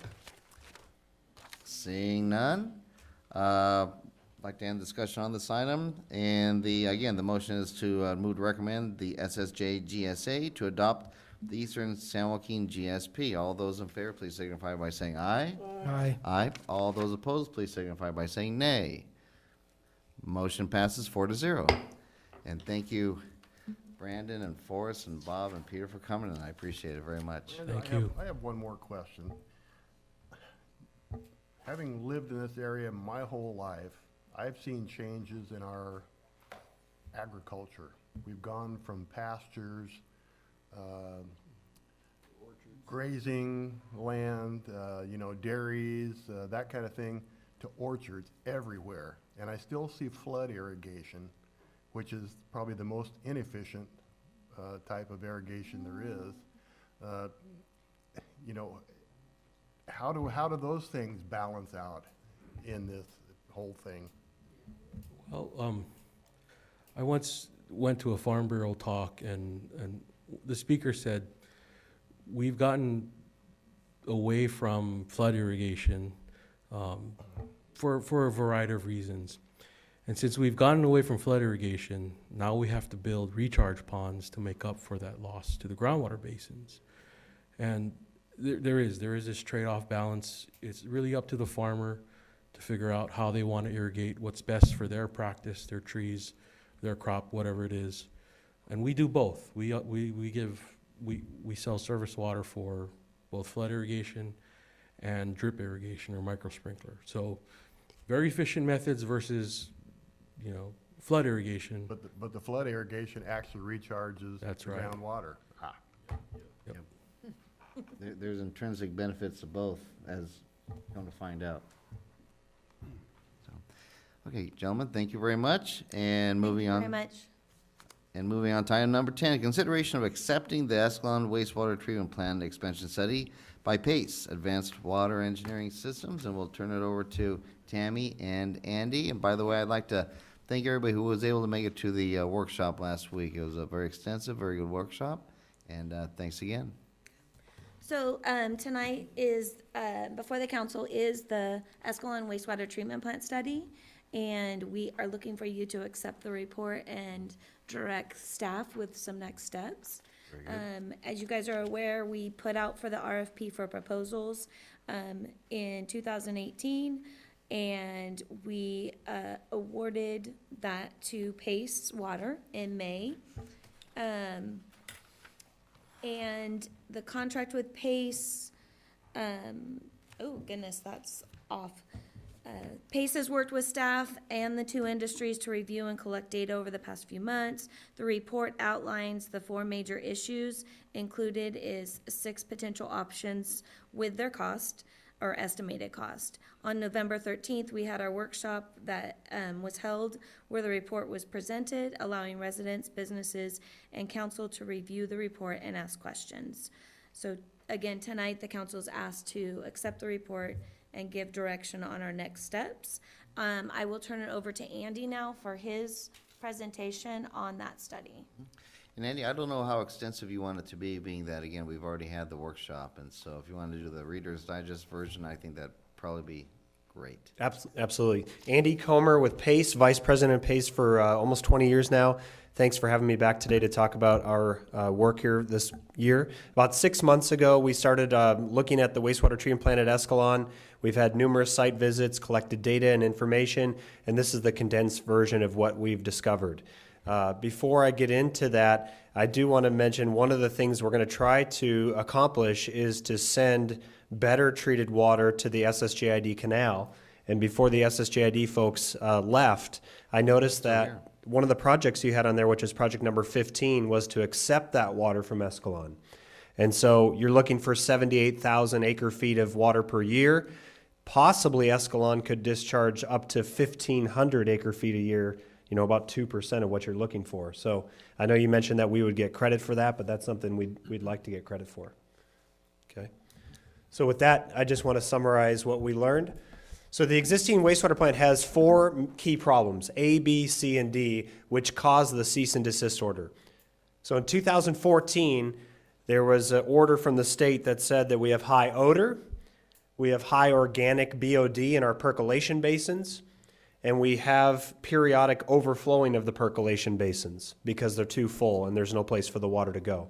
So the 4 problems are A, there's no place to put the water. In other words, there's not enough percolation area, there's poor percolation, and the domestic water, which comes from sewage, cannot be treated and put into the industrial side of the percolation basin, and vice versa, the industrial water can't go on the domestic side of the percolation.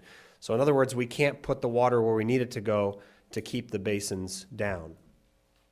B, the basins are leaking. They're unlined, and so they tend to go off-site through the sidewalls of the basin. C, there's insufficient and inefficient treatment systems. The wastewater that comes in is not screened, and so there's debris inside the basins. It's not fully oxidized, so you have partially treated water going to the percolation basins, and there's no filtration or disinfection. And finally, D as in Delta is Premier, who is a major contributor to wastewater in the summer. They have a high suspended solids content. And so those are the 4 major problems that we're going to address through the solutions that we've looked at.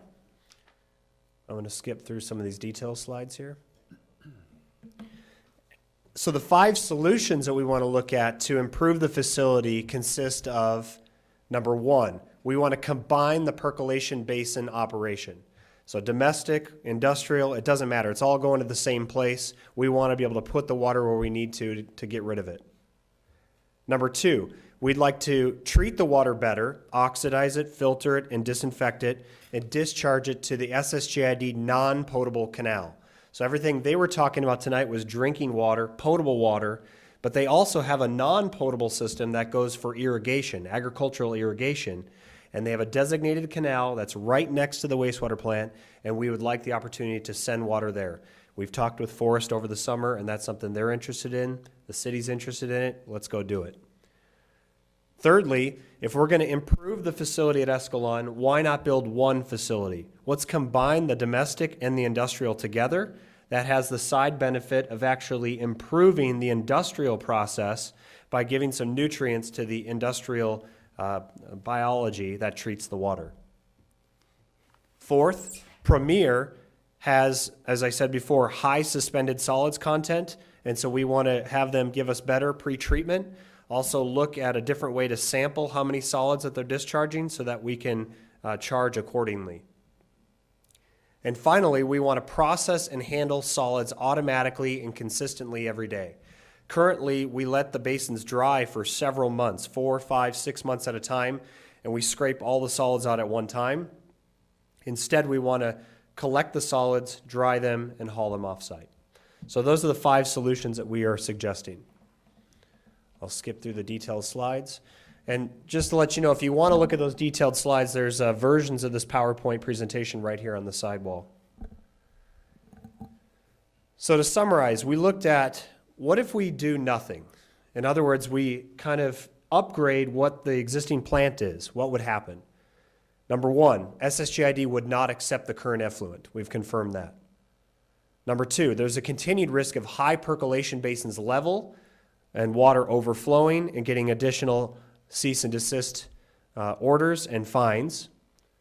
Thirdly, we have continued odors from the partially oxidized wastewater and sludge drying that we have to address and remove the amount of odor that we have. Fourth, as I said before, the industrial wastewater has nutrient deficiency.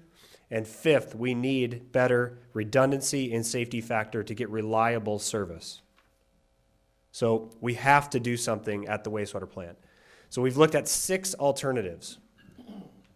And so those 6 alternatives consist of 1A and 1B, which is sort of the minimum amount of features and safety factor required. 1A is discharging all of the water to the percolation basins and renovating the percolation basins. 1B is sending half the water to the SSJID non-potable canal. So 1A and 1B are the lowest cost options. And as you can see, if you add up everything on that list, including design, permitting, construction management, overhead, contingency, it sums to between $12.5 and $14 million of capital cost. Alternatives 2A through 2C give additional features and additional levels of safety factor. And I'll kind of hone in on option 2B, which is similar to 1B in that it sends half the flow to SSJID. And then alternative 3 is, in a perfect world, if you had unlimited budget, you would actually be able to expand the capacity additionally to handle all of the build-out domestic and industrial foreseen in the future flows with sludge drying and all the features that you would like. So at the end of all of this analysis, we looked at recommending alternative 2B in a perfect world, which is to give you an extra 0.25 million gallons a day of domestic capacity, which is 1,000 EDUs over 20 years, 50 EDUs per year, plus a 0.15 additional industrial, which would accommodate Eckert or Premier expanding a little bit and setting you up for the future to expand even more. Okay, so in the past, the cost has been split 60% industry, 40% domestic. So if you applied that to the $16.3 million, for example, it'd be plus or minus $7 million for domestic and the remaining $9 million plus or minus for the industrial. So looking at funding and how to fund these things, obviously there's a financial analysis that's available. Catherine's going to come up here and talk in a little bit about that. But some things to consider. The current plan is very inefficient. it uses a tremendous amount of electricity and oxygen. By upgrading the plant, we can gain a lot of efficiency and we can reduce the annual OPEX or operations cost by over $250,000 a year. So that's $5 million in savings in 20 years. Secondly, if we expand domestically 50 EDUs per year over 20 years at the existing connection fee, that's another $6.1 million in future revenue. Thirdly, if there's industrial expansion, they have a higher load per flow. They would have a higher domestic connection fee. That could be some additional money, close to $7 million. So if you look at the amount of savings and connection fees, you might be able to get there just in those elements alone. But in addition to that, you're going to reduce fines. There's also grant funding opportunities, Water Prop 1 funding, bond measures, and obviously state revolving funds to look at. So with that, I'd like to take questions. I just, before you go, I just want to mention that this, basically what you were looking for tonight is to accept this water study, not necessarily accepting every provision of the last page or anything like that, but to accept the water study, and then in a separate consensus, is you'd need to know what we would like to do from here. Okay. Correct. Sorry about that, Mayor Pro Tem. That's all right, no problem. On your suggestions for 1 to 5 there, the first one, I agree with. The second one, I don't think we can count on that. That's gonna be an if and and type of situation there. So that to me is gonna be a little iffy. On the third one, that makes sense. On the fourth one, that'll also help if we do the other one, grant fund. Now, my next question is, we've had some communications, and you as well, with the cannery. And they're suggesting maybe they'd like to do some of this in-house stuff on their own property. How does that affect all this? Well, in the summer, Premier is, almost 90% of the TSS load currently. We're asking for them to reduce that, but it's still a big chunk of what comes into the plant. Flow-wise, load-wise, the dissolved material, it would make our project much, much smaller if they were able to do it themselves. Which in effect would lower the price. It would. I think I understood what he was saying is we're going to remove TSS ourselves. There's still the stuff you can't see in the water, the dissolved material. I'm not so sure how they would be able to tackle that problem themselves, but they could if they wanted to. Wouldn't we want to find out and get more details on that to give us a better understanding where we're headed? Absolutely. I think so. I think for me, if we could clean that up a little bit and know more about what that's going to really mean. And the other thing I'd like to know is truly how we're going to finance it. Those are the two things. I think the ideas are good. I think you did a great job. Everything you say makes reasonably good sense.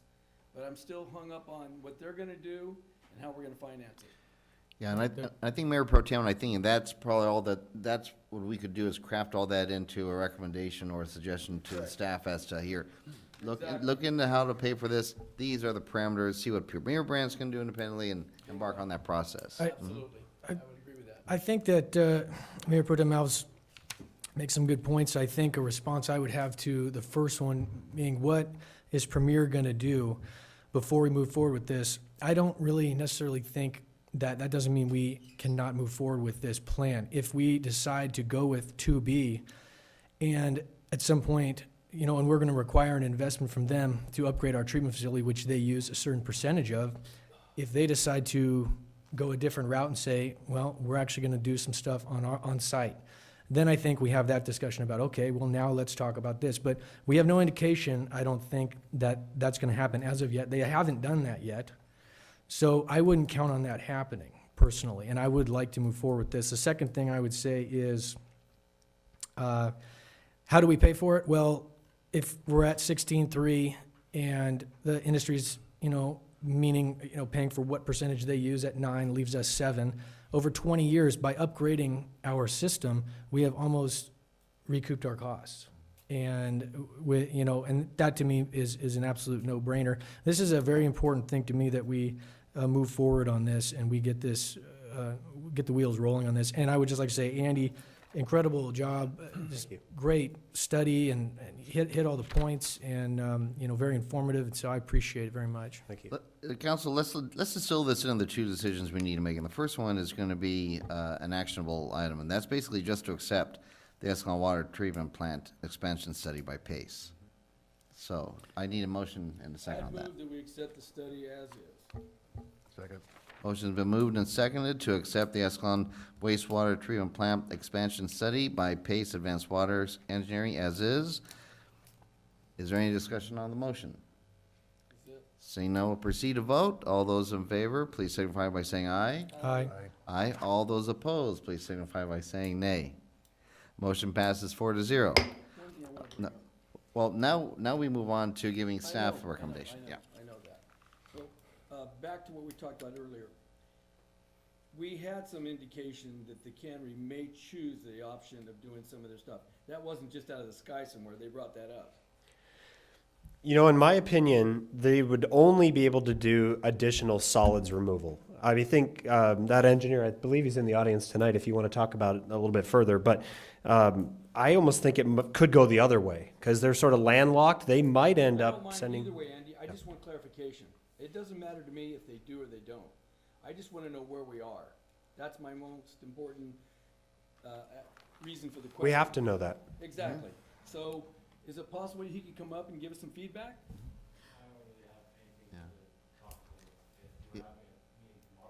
Okay. Well,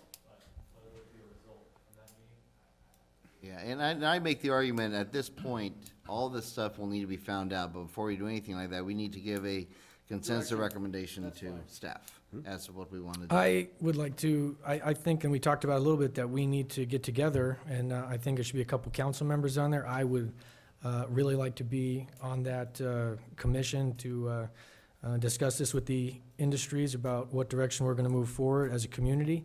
And I think that that is the direction we need to move. We need to start having some serious discussions and create an action plan. As far as the recommendation to staff, I'd recommend that they look into funding mechanisms for the project and come back to us with some recommendations. And after that, if we find a solution that can fit for our community, that we move forward. Do we have consensus on that? On what I said too, or? No, well, the first thing we need to do is give a recommendation to staff. Do we want to pursue it? Do we want to shelve it? You know, and basically, the suggestion from Mayor Pro Tem Alves is that we do you want to put that in motion? I Or wanna put that in a all we really motion. need is a consensus? Okay, consensus Yeah. is good. That's my consensus. So do we have consensus for staff to pursue this item? Yes. Yes. Okay, there we go. There you go. Sounds good. Andy, you want to thank you very much. Thank Do you. you have a final I comment? want to ask one more question, and that is, I don't want to put SSG on the spot. I know they came tonight, and thank you guys for talking to us in the past. There's item 6, which is not listed here, which is basically revenue to go to SSJID. Is there a financial credit for that 1,500 acre feet per year that would be sent to SSJID? Would you mind just talking about that a little bit?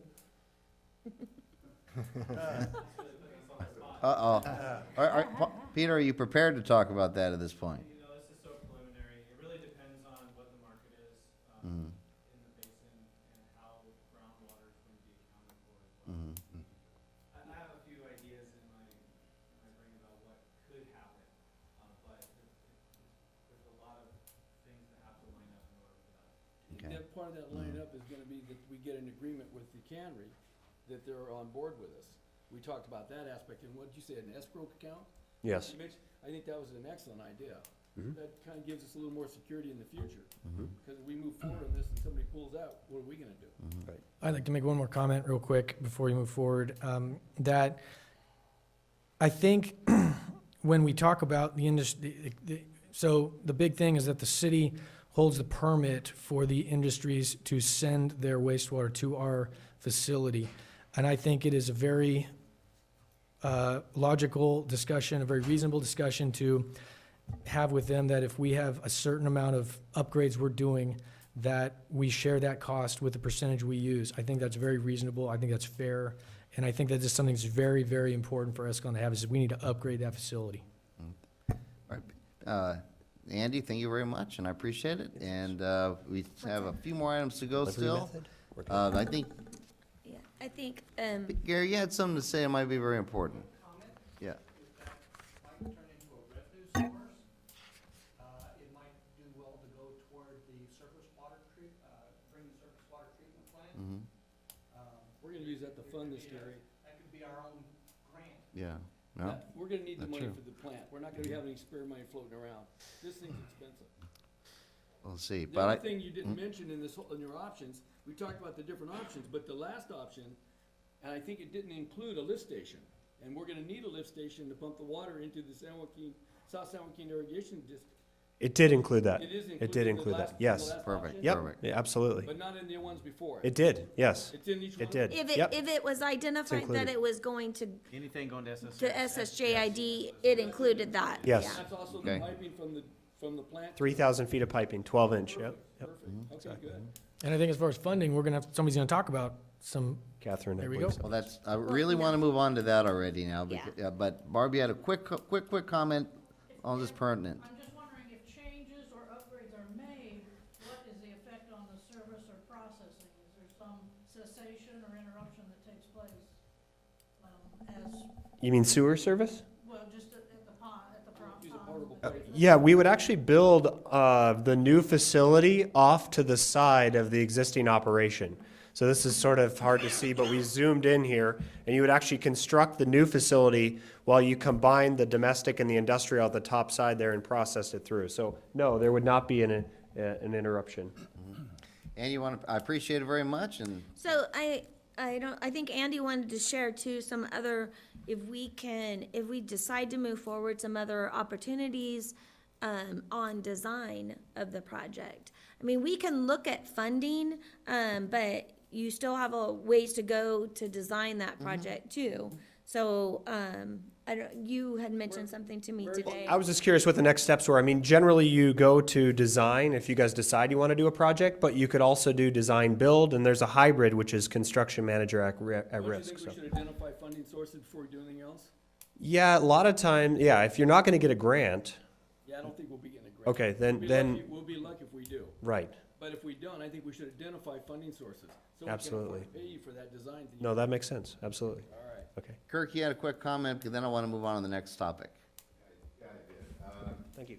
One of the funding up there didn't include what your sewer rate is going to generate over the next 5 years, so that's something to consider too.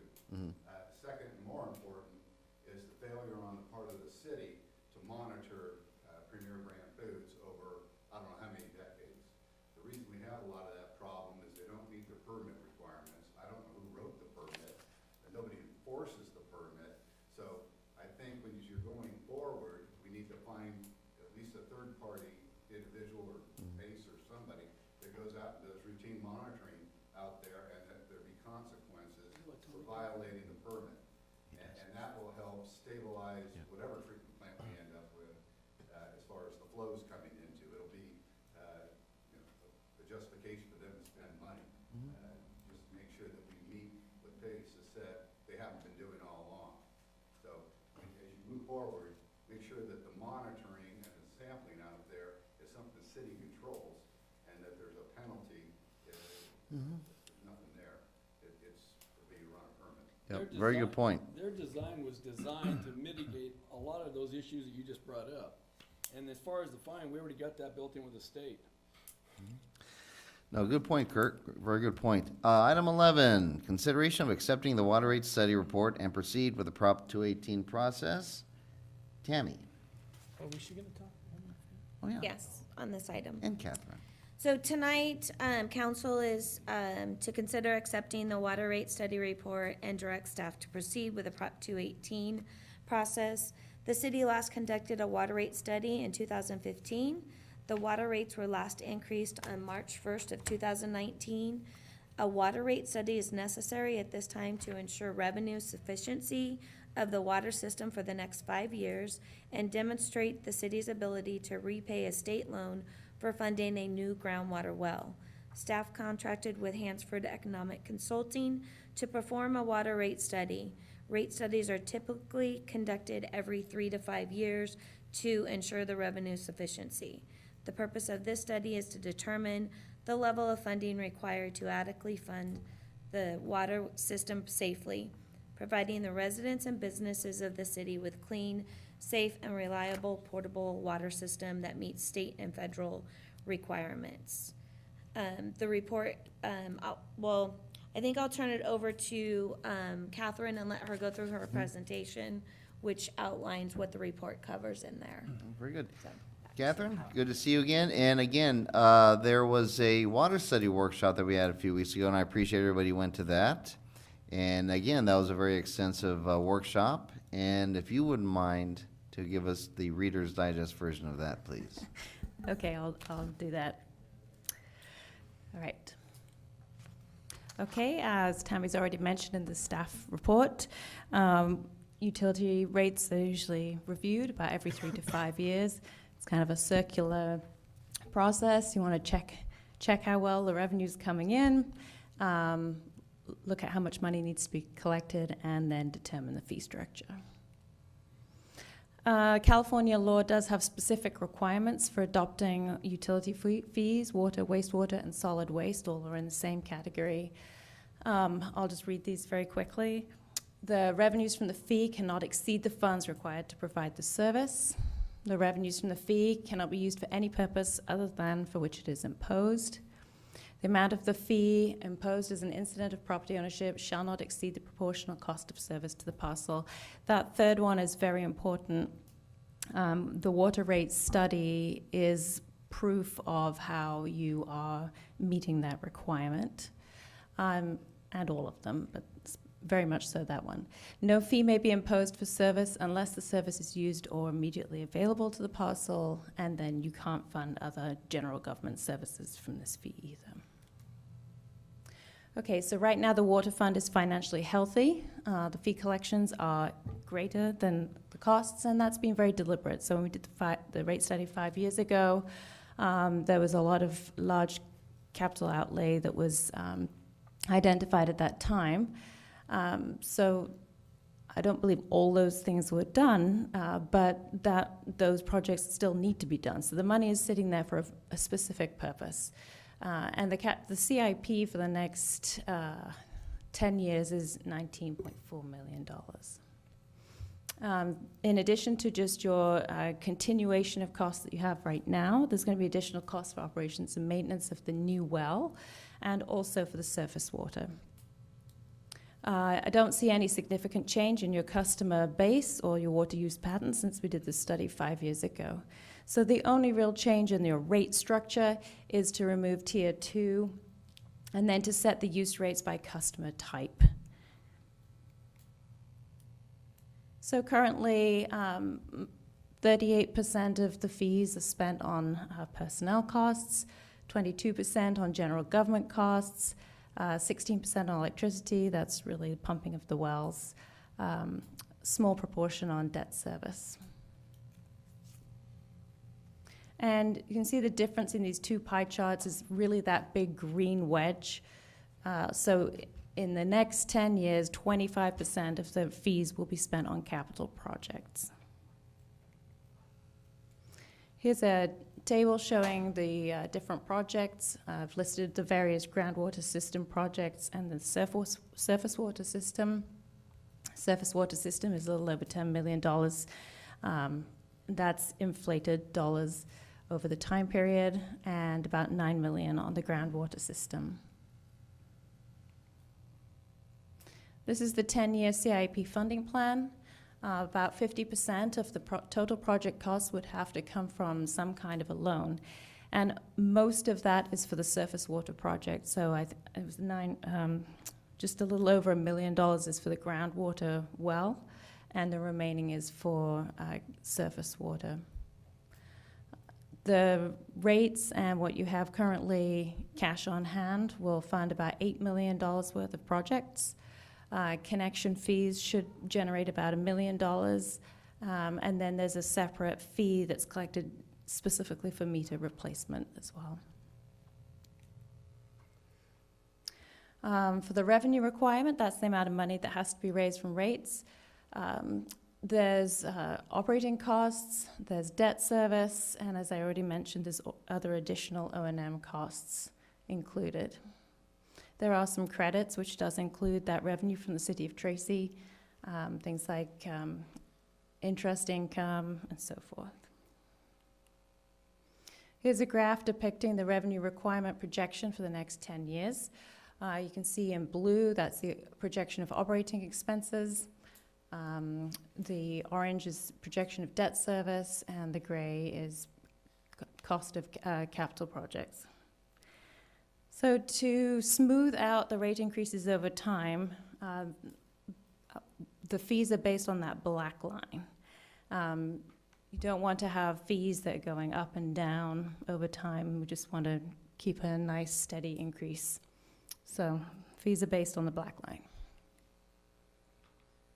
So the study does a cost of service, and about 57% of the costs are in the flat charge, considered to be fixed costs. The variable costs are 43%. But what that cost of service really finds is that it's more expensive to provide water to some of the customers than it is to the other customers. So that's one big recommendation of the study, is to change from having the same rate for all different customers at different tiers to having different rates for different customer categories, but removing the tiers.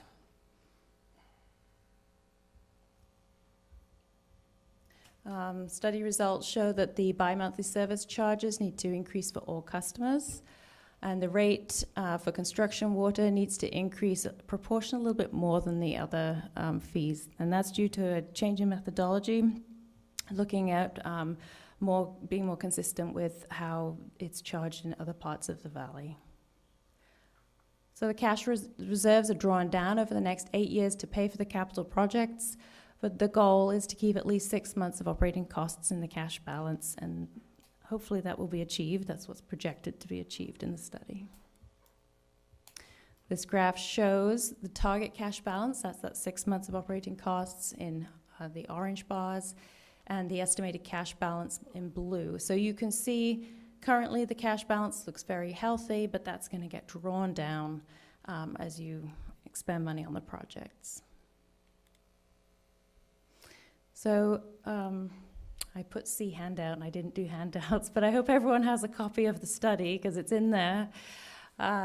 Here are the rates, and this is really just focusing on the use rates because this is what has a change of fee structure.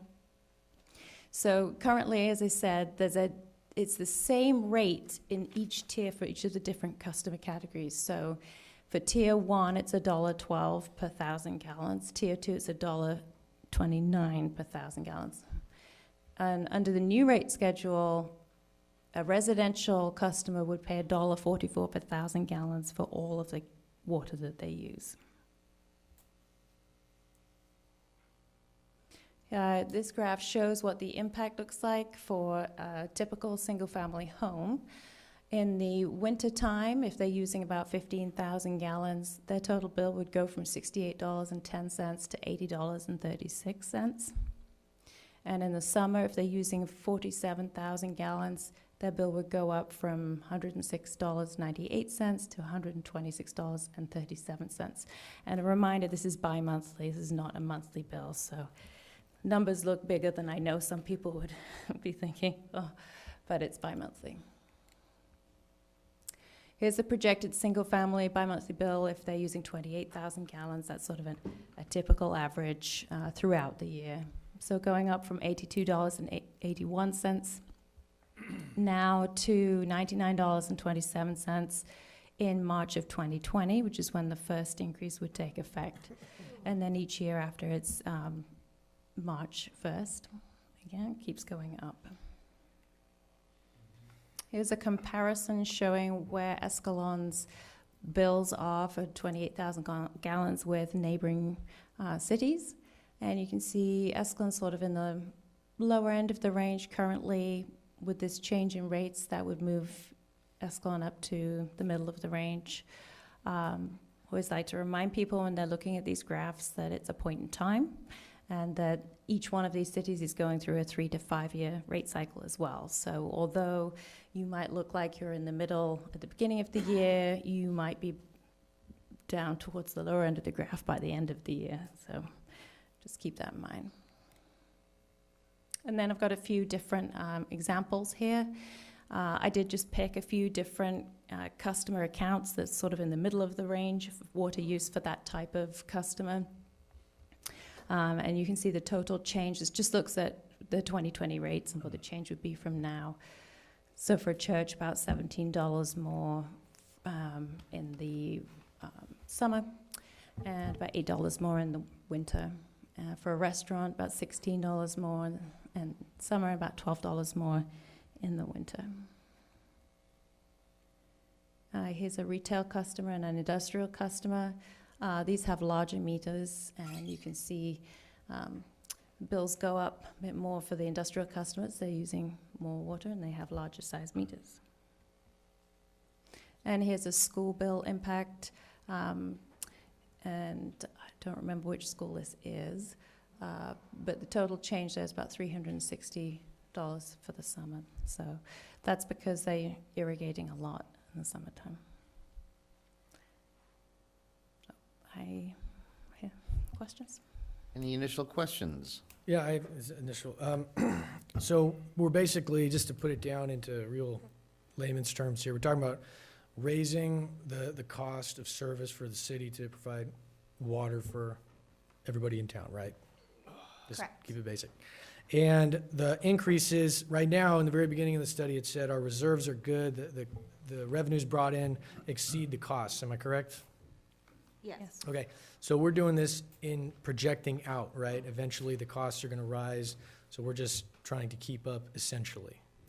Yeah, you've got some very large capital improvement project costs that That's come. what I wanted to talk about next. So, Tammy, you said you included the connection to SSJID into this study, isn't I correct? Correct. Can you go into that a little bit more, exactly what that is? So we've talked about $10 million, right, to connect to SSJID? Right. So how do That's these, future dollars, correct. okay, yes. future dollars. So this water rate study, you included that. Can you explain that? Sure. So, what we did is I included it in phases, where we would put pipeline in 2 different phases and then start with facilities. So that's, projected in years 2021 through 2025. So whatever that cost is, we're gonna be able to cover that if these water rates go through. We're not gonna need to finance it or anything, or? We are gonna need to finance, so the rates do include financing a Yes. portion of that project. So, yeah, 80% of the surface water. 80? 80% is assumed to be debt financed. And 20% of it to come from cash that's either in the fund right now or through future collections. And that's projected at today's cost. Yeah, I did inflate it each year, 3%, but yes. And no consideration for environmental problems. I've just taken the cost that city's given me to work with. Well, it seems like the, just to speak to that point, since we have some SSJID representatives here, it seems like with these rates, that is moving us in a certain direction. It's moving us in a positive direction. Yes, a lot of things are gonna change, and there's a lot of things going on, but I think that is an important part of this study. So I just wanted to make that point. Thank you. Are there any further questions from the council? I'd like to entertain a couple thoughts from the audience on this one, too. I know that several of you did attend the workshop, and I, on behalf of the council, appreciate it greatly. Are there any other questions from the council? We do need a motion on this item to proceed. I have one other question. How long can we keep the excessive amount of money in that account before we violate state law? You're not gonna be violating state law by having the money in there. It's earmarked for certain As long as projects. it's earmarked, it satisfies that problem. Yeah, I see what you mean. You're saying those requirements. I showed that slide at the very beginning. Yeah, no, that all that money is accounted for in the sense you're designating it for a certain I just purpose. don't wanna save it and have them fine us and take it. No, you're fine. Mhm. All right. I got another question. Go ahead. So you said we have the reserve right now, things are healthy, but that's gonna go down because we have some significant capital improvement projects, specifically the well construction, right? That's what this is about? Well, Big yeah. part of it, the financing of it? Mhm. And so what would happen, say we don't raise rates, what happens to that fund? It just gets depleted? The funding source from the state doesn't go through, right? Correct.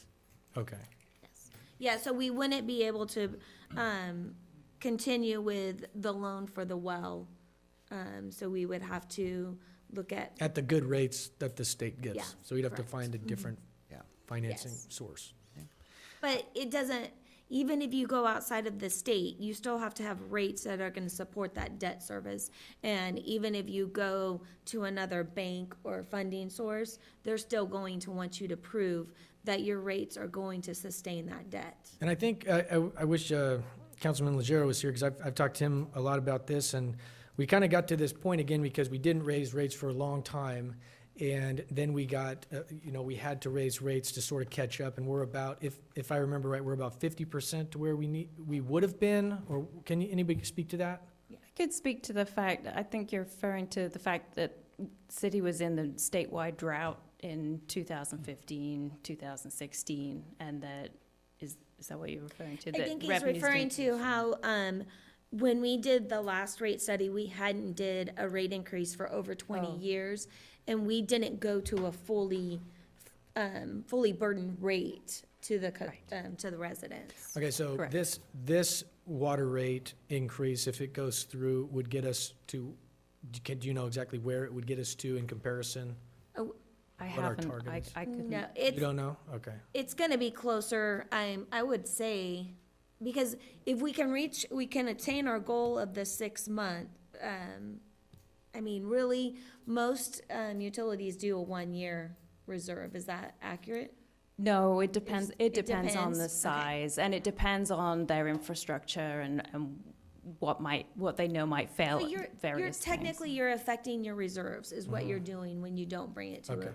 And the reason I'm asking some of these very simple questions, I guess, is that a lot of people don't come to these meetings that live in town. Some people don't know, all of a sudden they just get a higher bill. Sure. And so I think it's important for people to know if they get, their bill is $10 higher this month or whatever, it's at least out there and people know that's what we're talking about. As far as a cost, we've estimated $10 a month more, essentially, right? Am I about right? I was think for it's the- yeah, I think it might be a little bit less than $10 a month. So we're talking about charging people a little bit less than $10 a month here in these rate increases. Anyway, was it That was $12? for I was gonna say for the winter time, I think. Yeah. On average, I'm just trying to get a Yeah. number here. It was, actually, do you have it on the slide? Sorry. So going from $83 to $99. 83 To to 99, 99. so 16 divided by 2, About 16, $8 yeah. a month. Yeah. Okay, I think it's important to break it all the way down, especially for Yeah. people like me. What's it gonna cost, so, okay. Are there any other questions? Again, this is a motionable item, and I will need a motion. I'd move to approve accepting the water rate study report and proceed with the Prop 218 process. Second? Motion's been moved and seconded to accept the water rate study report and proceed with the Prop 218 process. Is there any debate on the motion on the table? Seeing none, we'll proceed to vote. All those in favor, please signify by saying aye. Aye. All those opposed, please signify by saying nay. Motion passes 4-0. Item number 12. Council authorized the mayor and city manager to enter into a memorandum of understanding with Escalon Park Foundation. Gentlemen, thank you very much for coming tonight. And I believe this is Tammy's item. Correct. So, this item is brought back to the council from our October 21st meeting. Staff had brought, back to the council a memorandum of understanding with, the Escalon Parks Foundation, EPF.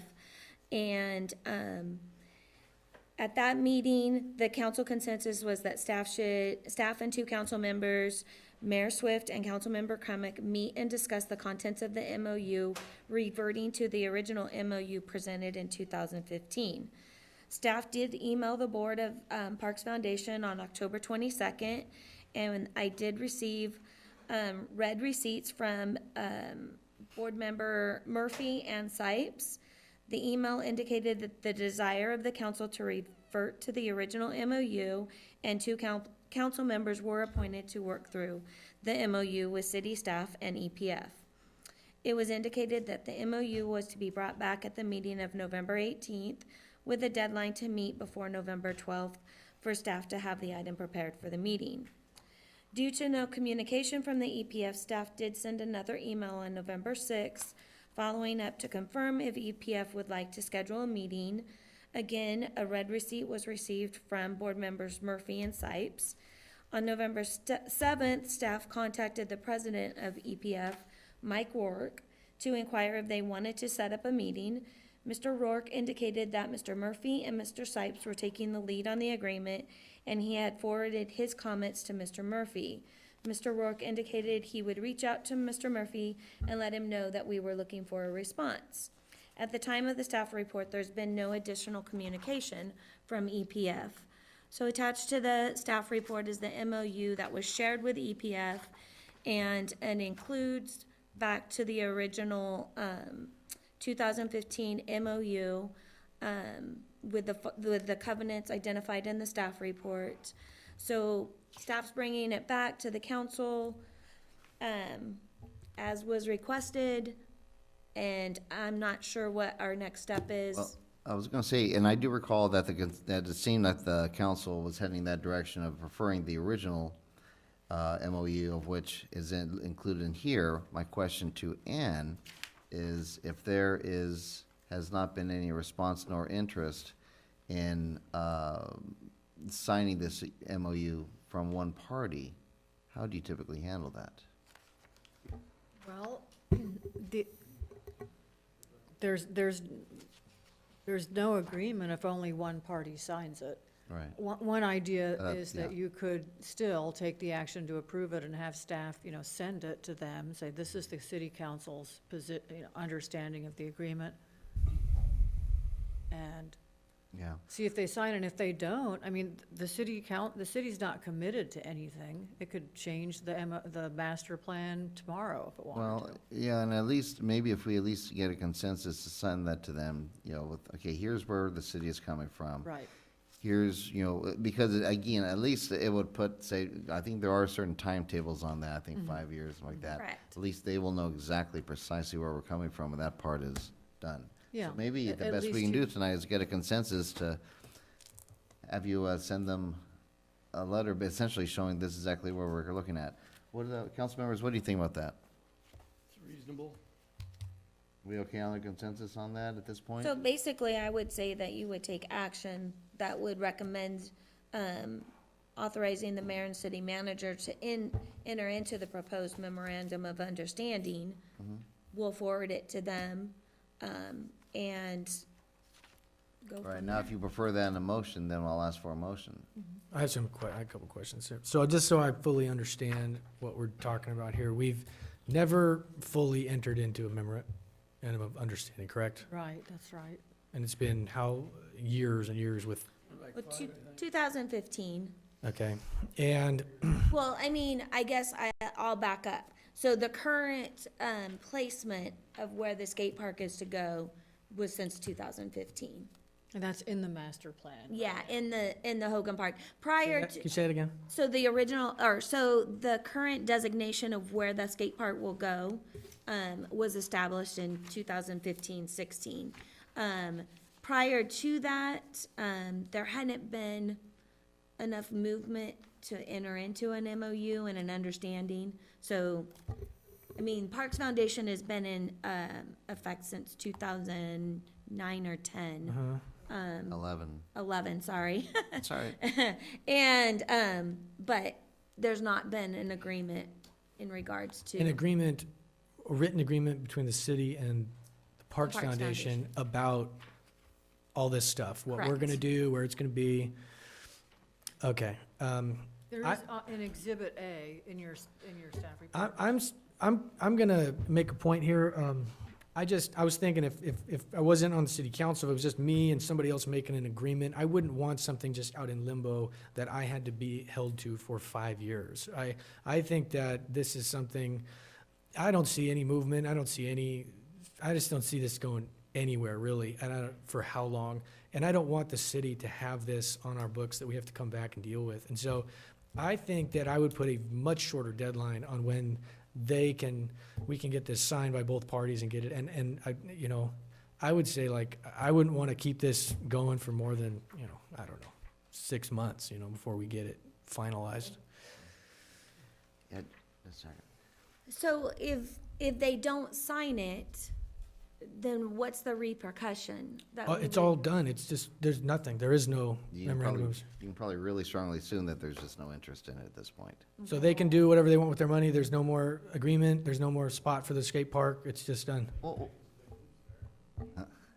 Yeah, go ahead, Danny. Yeah, since, what year was it when EPF was formed? 2011. 2011, I was first on the council. 2011. I think that the city council and the city has done their part in movement to assist a skate park to become here. I don't think this Escalon Skate Park, as I stated before, has done half of the work that they should. The city is in good faith, has tried to go back to an MOU that they agreed to, the original MOU. They acknowledged receipts of that information. They're supposed to set up a meeting to get this thing going so our MOU. There's no word or no contact. You know what my suggestion would be at this point? Cut the ties with the EPF and figure out something that way. Yeah. I mean, Rather than just keep this thing, having the city, August, September, October, here we are in November. And at almost every city council meeting and a public hearing, it's been the skate park and EPF. I'm not against the skate park, I never have been.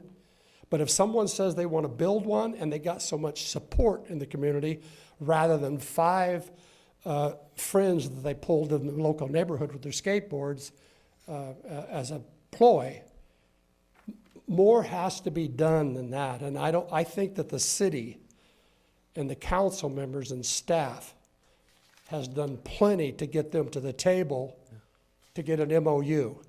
They don't like that MOU, or else they would have received, or they would have had a meeting with Tammy. I just don't see why the city's continued. Yeah, also, the only time I've ever seen them is when they showed up because there was a potential for us to give them a huge amount of money to fund their project. Other than that, there have been no shows.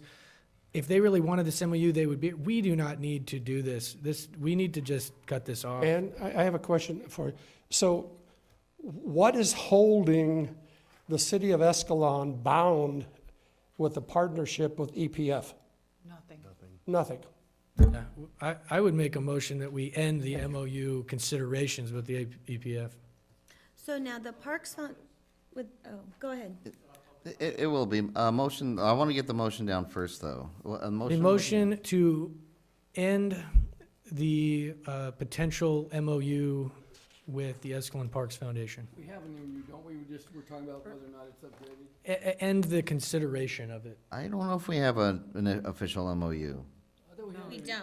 He No. said the potential. Not sure how to word it. If somebody could help me out. What did we have with them when they stated that they wanted to raise this money for this park? They established, they established the, what is it? So, the Parks Foundation was established. Okay. So when they would need to utilize that money in a city park or some fashion towards. Did we give them the right to establish this group and raise money on behalf of that park? The city paid for that, paid the legal We fees. paid for the legal Well, we fees to do establish that. We have an agreement. The agreement, we paid for that agreement to put them in a position to do what they're doing. Yeah, but that Establish the doesn't Parks bind you to Foundation. anything. That But doesn't- it doesn't bind you to saying that it can only be the skate park. They It never wasn't designed for only the skate park. Right. No, it was for all purposes relating to the park? Yeah, Parks, parks. yes. Language in that agreement to that effect? In their documents, their nonprofit documents, which the city paid for them to have set up, it says that they could raise money to be used for park purposes. Didn't It's not- specify any part of park, just park in general. Yeah. Okay. I have another thing. We just took out the trees right where this skate park's gonna be. So, I mean, more than likely, that's gonna eventually be paved and be a parking lot, and we can't reserve it for them. We just used it for something else. Go ahead and finish, please. So, yeah, so they have raised some money, and they will at some point have to spend that money on park purposes. Do they have the Or- authority to designate where the money goes, or is the money now the city's control, or how's that work? No, it's not under the city's control at this point. But how's that work? They're raising money for the park, which is a city park, Right. and they were signed up by the city, which paid for the paperwork. So how did we get to, How did we So- get to the point where the money's not ours? Well, you know, that is a question for the nonprofit attorney. I mean, it's, if they don't, they can't just hold that money forever. And if they don't, okay.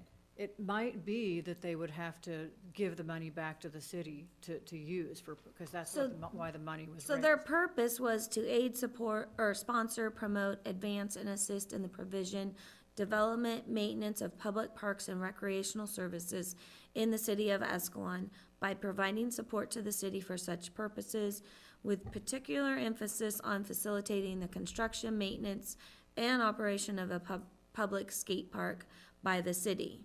Okay, so they have a broad range of use for the money. Right. So, To engage in other activities to further the purpose for which it was formed. so the next one- Utilize funds, property acquired through solicitations of contributions, donations, grants, So, gifts. If we say to them in essence, listen, we're done with this, you've had plenty of time to produce, and we don't feel that you're qualified and you haven't produced, the money needs to move forward to some kind of a park, area. Is that about the way it works? Yeah, you know, Okay. yeah. But they don't have the legal right to, retain the money, is that what you're hearing? No, and probably what I should do is ask our nonprofit, the attorney who set up the nonprofit, she gray would in know. She would know, I mean, if they don't spend the money as they're supposed to within a certain amount of time, there's some process. It might be that they get dissolved and they have to give the money to the city. Why did I don't know So what. the city does have the right, the city manager, can designate, we have the right to designate one party on the board. And, To appoint one person on their board? yes, and we would have the right to remove that person and replace it with somebody else on the board also. What does that have to do with anything else? Well, I'm just saying, if we wanted to make, a change in the directors, I'm just saying what our rights are on that board. Well, let me ask you this. Now, let's suppose that money they have, which is about 50,000, and then we got to a point where we just said, basically, you've had your time, it's expired. That $50,000 would go directly into the rec fund? I don't know. I mean, I don't know that's about one that. option. What if they were to? I guess if they dissolved, Science be like- I think if it dissolved, it would go into the parks fund, Okay. because it's specific to. organization If the organization dissolves. Not if the skate park issue dissolves. No, the organization, My the question is, I nonprofit. see the direction we're going here, and I have no issue one way or the other. I just want clarification. Now, what I want to know is, if they decide as a group, they want to put that money into escrow or into holding for that park and continue working on their own, how do we deal with that? Well, they'd probably have the option to do that. That's my point. Okay, so basically, we can tell them to pound sand or whatever you want to call it. The bottom line is they still control that money because they can put that into escrow and hold it until they get enough money to do what they initially planned to do. I don't think we have the Probably, legal yeah. right to tell them no. You just said there was a certain time frame that they need to, right? That's You were for gonna the- check, That's for the agreement, not for the I actual. thought it was for the money. Well, yes, I'm not sure that they can just escrow that money forever. You know, there must Well, I be mean, some, There's you gotta know. be a reasonable timeframe, absolutely. Right, yeah, so, And- but I don't know what it is. I mean, I'd have, Isabel, I could find that, I could find I out. just wanna what it make is. sure we're clear on all this before we do anything, you know. Yeah, Right. and I'd like to remind everybody that the specific motion that's been made is to end the potential, end the potential MOU negotiations with the EPF, okay, versus anything broader than that. It's a I have very another- specific motion, but I do not have a second for it yet. What happens if they come back to us and decide that they've got an idea? It's too late, it's adios, forget it? No, I then mean, you that would could- be the Restart the council's MOU? decision. Then you could always say, well, let's enter into another MOU or something. Okay, Yeah. okay, I get it. Why would the city have paid for the setup of that again? What was the logic behind that? Why would the city pay? To help, to help, 'Cause they were helping A us. funding mechanism, or, because it's. for donations, Yeah. and where it was segregated for Okay, so I parks. think that's an important point. So the city, and Danny made a point to it, the city has done a lot. Absolutely. And so we set that up. Have we received, have they put any money into any park at all since they've been formed? No. I'm aware of. So they have not, okay, so I know they've it's the goal of the skate park. I mean, we all get that, but it also says in there that they're supposed to do park projects. That 60,000 could go a long way for whatever, well, somebody said 67. A long way for other things. And I think we discussed that before, that it would look good if they were actually investing in the parks. It's called the Escalon Parks Foundation, not the Escalon Skate Park Foundation. And so I want to be done with this. My motion stands. You're standing with your motion. Do I have a second on the motion yet? Oh, I just want No? to clarify something with Peter Crummick about what the city and the assistance between the attorney and Henry at the time and staff, when they came about with the Escalon Parks Foundation. The wording that Tammy read was specific in words that you help us, the city, with some money raising for other parks. What did this fencing out here cost that would come out of the recreation, that, Ed? At 38, 20 somewhat? $7,000. $27,000. The purpose of that, the wording at the time that Tammy just read you, the purpose of that was to give them the opportunity to raise some money, go out and repair a fence, what publicity and marketing wise, look what the EPF is for. We're here for all parks, Escalon Parks Foundation. We're here for all parks, but that didn't happen. So that's why the wording is there. Yeah, and I think what they do with their money after, if we dissolve this potential for this thing, we can deal with that. That's a separate issue, I think. It But is, yeah. this is dealing with the issue that we no longer see this partnership developing in any way, and it hasn't so far been beneficial to the city. Therefore, we need to dissolve it. With this specific skate park? I want to dissolve the, Right. yeah, whatever MOU. Yeah. We have somebody in the audience who's on the committee. What do you want to say about this? Do you have anything to say about it? Okay, could you speak to us, please?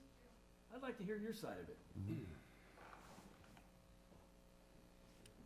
Gracie Marks, 496 Thompson Way, and I just don't know how to say it, but the reason we decided to do a skate park and just funnel everything, all our efforts onto one thing, is to try and get something that we thought the majority of the kids in Escalon would benefit from. And we did have a lot of interest in it, and we did have people donate, and it looks like it's just a piddly amount of money, but for us, in our opinion, we've been working really hard at this project, so it makes me really sad to see that you just want to like disband it. Well, how do you respond to the fact that there's been information passed on to come to the meeting so we can negotiate, or at least have some sort of a written agreement between us that's substantial enough that we can feel comfortable with going on with it? I mean, how come no one showed up for that? Right. I don't know. Okay, see, that's. We don't want to do this. But you see my point? Yes. We're trying to get somewhere, and we can't get the other person to come and negotiate with us, so where does that leave us?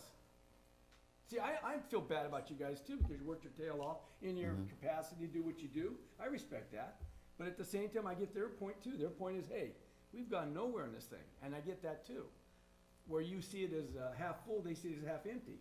I get that. But, I just want to, it's a tough thing for me, because I know people on both sides of this thing, and I don't want to, if we're going to do away with it, I'd like to have the group here to argue their point, rather than just say adios. I wouldn't have made that motion if we would have had a meeting. And at the last meeting, we were supposed to have a meeting, and me and Mayor Swift and talk about it and discuss, but there's been nothing at all. And they were invited, and there doesn't seem to be interest in even pursuing this on their end. So I don't see why we should pursue it on our end. So I think at this point, we have one or two options. Either we respond with a secondary motion, we continue on from there, or we send an MOU consensus, or preferably probably motion from the councils saying, this is, if you want an MOU, this is where we're at. And then it's up to the foundation, and they may or they may not ever respond, but Yeah, so but I do We'll want be to make, complete on our end. on that second option, if you signed that and sent it to them saying this is the city's understanding, then that would imply strongly that the city is going to, give them 5 years to, So if Is you that what don't, the written agreement is 5 more years? well, it says they have to construct the park within 5 years. They've had 5 years. Unless the city allows, and that no phasing will be allowed unless the city council. So it's when did the 5 years start? It would start when the MOU was signed. I see, so it's not past, it's present, it's from Right. this point on. And you have not that 5 you would be years. bound by that because they haven't signed it, but if you Right. said this is our understanding, But we then- never did actually send them that agreement. no. I mean, no, well, you Well, sent yeah. them a draft. We did already send it to But them. but it was, but it was Never never returned. signed. So, Well, we didn't send it to them to sign. I sent them it to set up a meeting to review and go through it and work through anything that they didn't. It's yeah. hard to negotiate with somebody that's not there. And again, I want to make a final comment. I'm not against the Escalon Parks Foundation. I'm not against these people or in any way, or the skate park. To me, this is, we have done our, you can't kick this can forever. That's just a huge waste of everybody's time. And so let's just make a decision here. So I'd say we have two options. Either we have a second on the motion to stop the negotiations and that's it, or we go ahead and we make a motion to send them the MOU. Here's where we're at. One more. This is where we're at. There's one other option. I've been working with a guy who said he wouldn't mind doing it, building it, independent of the city. So if you kill this evening, does that kill it all completely? So in other words, if this guy wanted to do it, it's over? no. You'd have to start another MOU if you kill this MOU. He would technically need to go to the Parks Foundation and get back on this. Yeah, we'd have So to. we'd have to go through the whole process again. Would that money be available to the park, skate park, if he were to pick it up and move forward? From the Parks Foundation? Yes. He would have to go to them and ask them that. But I mean, So, I've but already done- theoretically, yes. Yes. Yeah. If he's, that's okay. What he was talking about, this individual, he wanted to do some more fundraisers, and he says he knows how. And he also has a construction background and people. So that's, I said, well, listen, you need to put something down in writing so I can submit it to the city. And that's the next move. Right now, he's really busy in his company, but, so it's not dead completely, but this could be dead. But if he came back with a legitimate plan, it would still be doable. Yeah. Okay, that's all I need to know. And, yeah, so the MOU, just to clarify, the MOU says that EPF shall commence construction within 5 years from the date of the MOU. Which we You haven't know, signed yet. which, Okay. right, so. David? thing. We're kind of going down a quick path to kind of put them to the side, I think. Is there anything you can do to send them a last notice that at our next council meeting, you will have a meeting done, you will have this hashed out, if not, this is the consequence? So We've given they've them a ton got- of time. We did It that- seems like we- we're moving we- pretty we've done quick. that for- I don't it's have slow. I We've don't have a done skin that. in the game on this, one way or another, We've but done that, though. I it mean, seems like we're moving, well. We are this moving is- quick. this is hard and fast. You will make a meeting between now and the next meeting. You'll have it ironed out. Yay or nay, it's approved with you guys the next So- meeting. It just seems like we're kind of So moving a little remember bit quick that- here for some folks in town that are trying to do something good for us, one way or another, but I think we're moving a little fast here. I know it seems like we're not, but tonight is now all of a sudden, we're after it, we're hard on it. Dang it, they gotta do something or give us that 60 grand. But how about Is this? We didn't kind say of where you're that. at. We and didn't I say that at all. understand- We didn't say they got to give us the 60 grand. What if we were Well, it's something the like idea this? on the What table if- here. What if we took the vote But- this evening and said, basically, it's over if the next meeting, we don't have that thing finished by? If it doesn't show up I inside. mean, give them a hard and fast deadline. I know you've talked and you've wanted, but say this is the last chance, or there's other things that are gonna go on. Well, So. I don't know if that's proven I or think- not, but it just seems like we're moving kind of fast tonight. Listen, I agree with you. I agree totally. So- but I think we understand had- this side of it too. Just my, Walt, do you have Yeah, something no, to I say? agree, David, but. Yeah. I think we had that suggested, is send them a copy of the MOU, signed, and they have the choice, sign it or ignore it. If they Well- ignore it, it's done. But I think you sent it not to be signed. Is that correct? Well, I think that was one of the topics that we talked about tonight was authorize the mayor and I to enter into this MOU. We sign it, we send it to them. If they don't send it back signed, They're done. then it's done. I would go with that. A- And I would highly, And if we set, and then potentially a time date. Yeah. I would go yeah. with all that. and I would really suggest going that route. I mean, I've got a really good, it's hard to negotiate with something that's not there. But you know what, Yeah. if we put that final thing in there like that, and then we've done everything, this is a small community. I don't wanna make a bunch of enemies. I just would like to get it I know, final. but they need to do their part. I mean, I've I never agree. seen a situation where you don't have one side But listen, not even responsive. I but we're mean, gonna that's just, send, we have never sent to be signed. We've sent to review. So now we're sending to be signed. If it isn't signed, then then we have done exactly all we can do. No, you're So right. I'll just remind you that at the October 21st meeting, they have been advised before that too about wanting to go through this agreement. And still, I But didn't, we've never sent them the actual agreement to sign. not to sign it, no. It was open for discussion. But it's not now. We're gonna send them the final. Okay. and So they're why gonna don't we, sign it why when don't we, it's done. I would highly, okay, two things. Number one, I haven't heard a second on the motion. I'm gonna make I'm gonna make the assumption that the motion dies for lack of second. Excuse me, No, Mr. no, Mayor, before, yeah. before you go to a motion in a second, since everybody else has had a chance to speak. Go ahead, before I'm the sorry, motion. yeah. Council, or Danny Fox, former councilman, was on when this issue initiated. I, as a former councilman, was on the council when this happened. Ed, you were also there. I don't know why we're negotiating.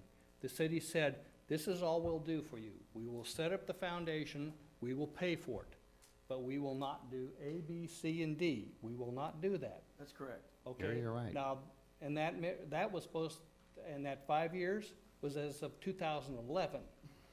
And they were well aware of it at that time. It just didn't get signed.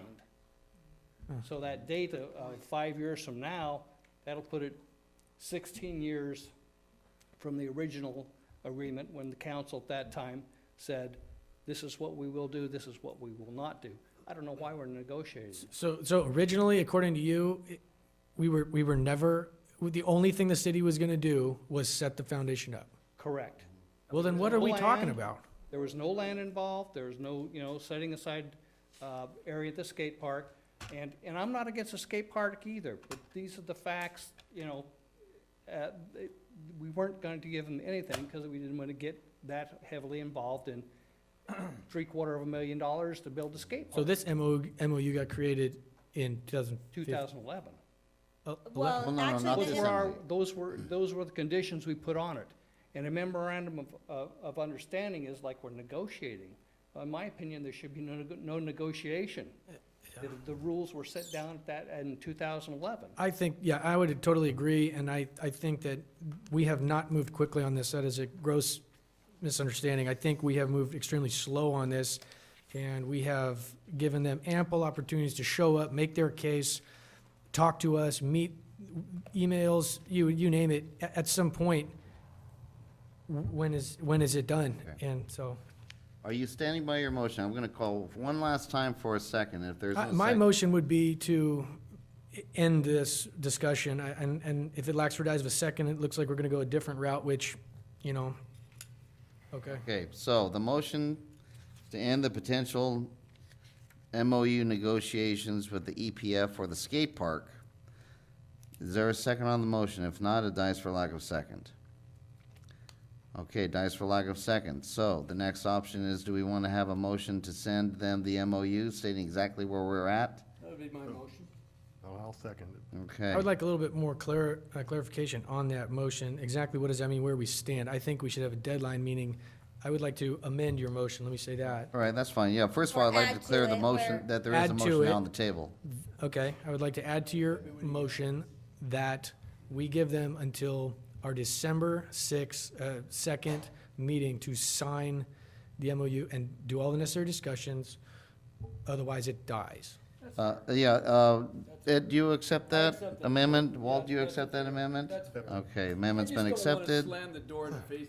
We're a small community, I don't want hard feelings. Give a fair, I know we're bending over backwards, but I'd rather do that and know that if it comes to discussion, we can honestly all look at each other and say, listen, what else could we have done? That's just how I feel about it. Okay. Debbie, hi. Hi, Debbie Harris, 1738 Alicante. I'm just, listening to all the conversation. And it was always my understanding, and I think most of the community, that the skate park was always independent. I mean, exactly what was discussed years ago. And then it was just recently, all of a sudden, we were in a situation where they were asking for some money. And I think then everybody's like, well, the council might have voted on, giving them some money, thinking like, what the heck's going on? So I think we had some clarification with Danny and such, and I agree with Peter, like 100%. And I'm just curious to see, Ed, you said we're a small community and I don't want to slam the door. I mean, is that your opinion then also, Mayor and Walt? I mean, are you just saying because you want to give them chance and? I just think, Debbie, I think it's easy to do what Peter suggests we did initially. I think that's fine. But I do believe this town is a little different in most circumstances. I know these people in the committee, they're friends of mine, they're my neighbors. I always believe it's better to go on the side of caution than it is to just bam. You know, I'd rather have a clean break than one that wasn't clean, okay?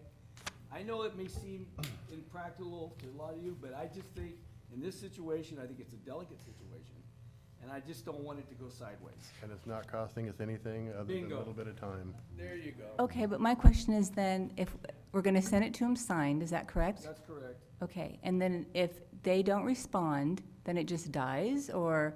Then it will just, yeah, it's of no further force and effect, or we'll have, you know, something to. Right, you'll have language in there that say if they are not, if it is not signed by the December 2nd meeting, then And then if then they, the MOU dies, or, Are we saying that if they don't sign it, then the placeholder for the skate park is lost? Yes.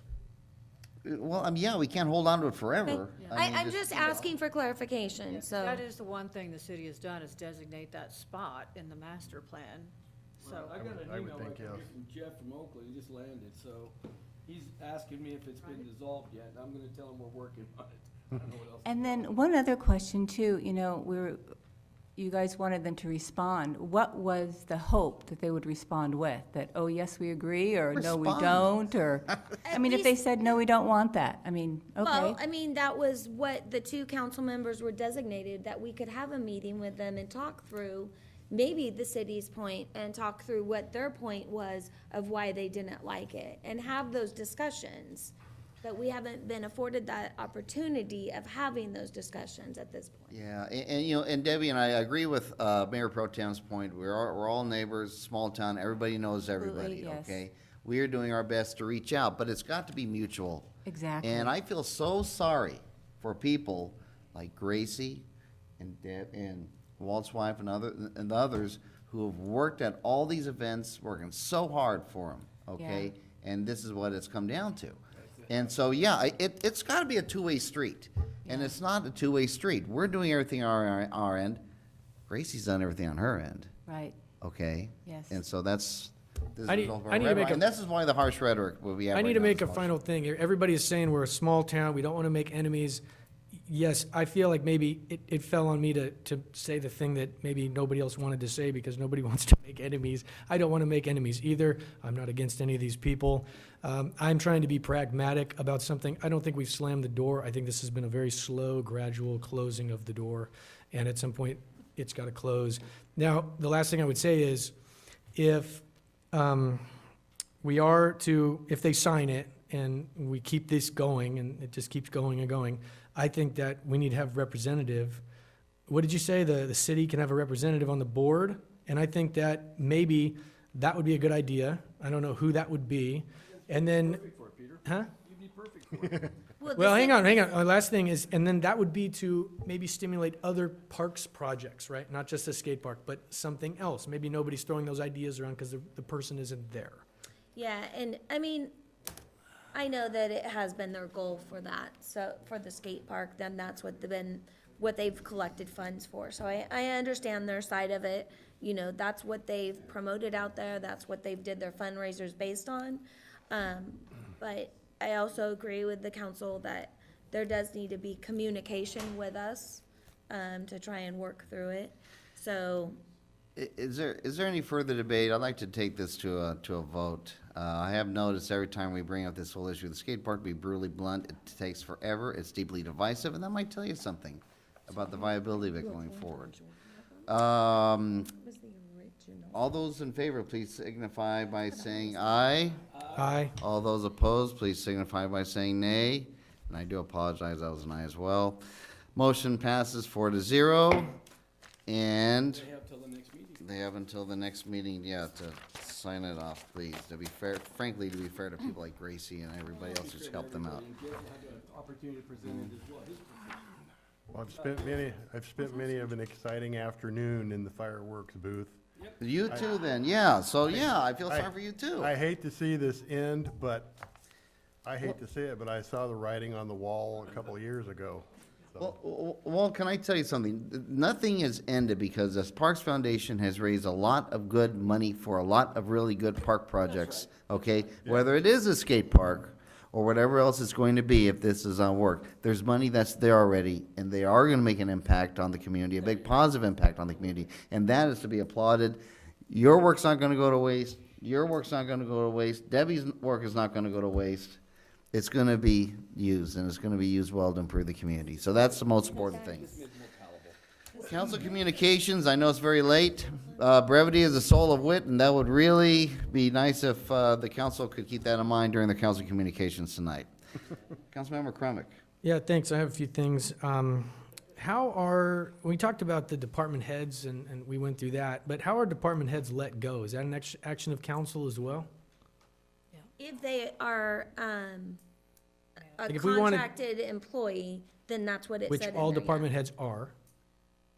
Department heads, yeah. So if we wanted to let somebody go, how does that process start? I'm just curious. Well, I don't think that, well, We don't let them go, she let them I, Well, yeah, it would If the be, council had a problem with the department head and they wanted to remove them from their position, how does that process happen? Talk to the city I mean, manager. it would be the city manager's decision. But does it go she'd to a have get- vote kind of thing? Well, it would, if the city manager wanted to terminate somebody, she would take it to you in closed session. What if we wanted to terminate somebody? You could talk to her about it, but, I mean, yeah.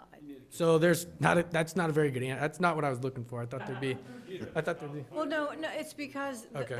those employees, they're I mean, subject that's a to the- legal question I'm asking. they are under the authority of the city manager, but the city manager has to approve the appointment or termination. So we the city cannot. council approves, the city council approves the appointment or termination. Right. That's- Approves the city manager's appointment or termination of those individuals. And if they So if the city manager doesn't want to terminate somebody, but we do, they're not terminated. Right, that's right, Then that's you- right. Then you fire the city Yeah. manager. Then you That's go after right. the city Then your manager. only option is to fire the city manager. Ah. Works directly for Right, us. that's exactly right. What else you got? We talked about the Escalon Parks Foundation. Again, I just want to throw this out there, whoever's watching, or Escalon Parks Foundation, I was in favor of it. I was in favor of actually doing the funding and supplying it. I like to see that motion in action. But one thing I can't stand is, when we reach out and we want to have meetings, I was looking forward to meeting with the Escalon Parks Foundation, and it just didn't happen, and so I don't know, that's where I went. The other thing about the industries meeting, I would like to know exactly what we're gonna do with that. We made the motion to move forward and pursue that, but Tammy, are we going to call them and set up a meeting? What are we gonna do? Boy, this is very early on. Yeah. Very, very early on. I'm just, hey, look, this is my first year on the all right. council, so. So, I would like to think when Paul gets back and talks to John and they see the situation, I mean, it's honestly gonna take a couple of weeks to a month for them to get their bearings together, to see where they're going, but we also just wanna keep mindful, if they know that we're waiting on them, they're gonna wait. right. So we just need to let them go for a couple of weeks to a month, and then set up an appointment to a meeting, and see where their thought process Point. is, and then kinda conduct from that point where we need to go. So, and I think that, there's gonna have to be some changes in their permit, regarding the way that they're testing, for their samples. So definitely after the first of the year, then I'll probably give them a heads up.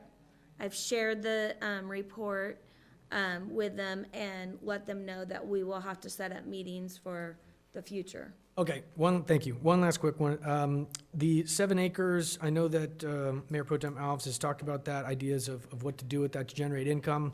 And I would just like to encourage him again and encourage us to find something to do there. I mean, it was his push and an idea to get the RV parking out here, which has turned out to be a great idea. And I think we should really consider what he's saying about a solar plant or something that we can use that money for. And I would like to just offer my encouragement there and support. Thank you. Very good. Councilmember Crumick, thank you very much. Councilmember Merkin. I'm gonna follow the mayor's suggestion and have nothing.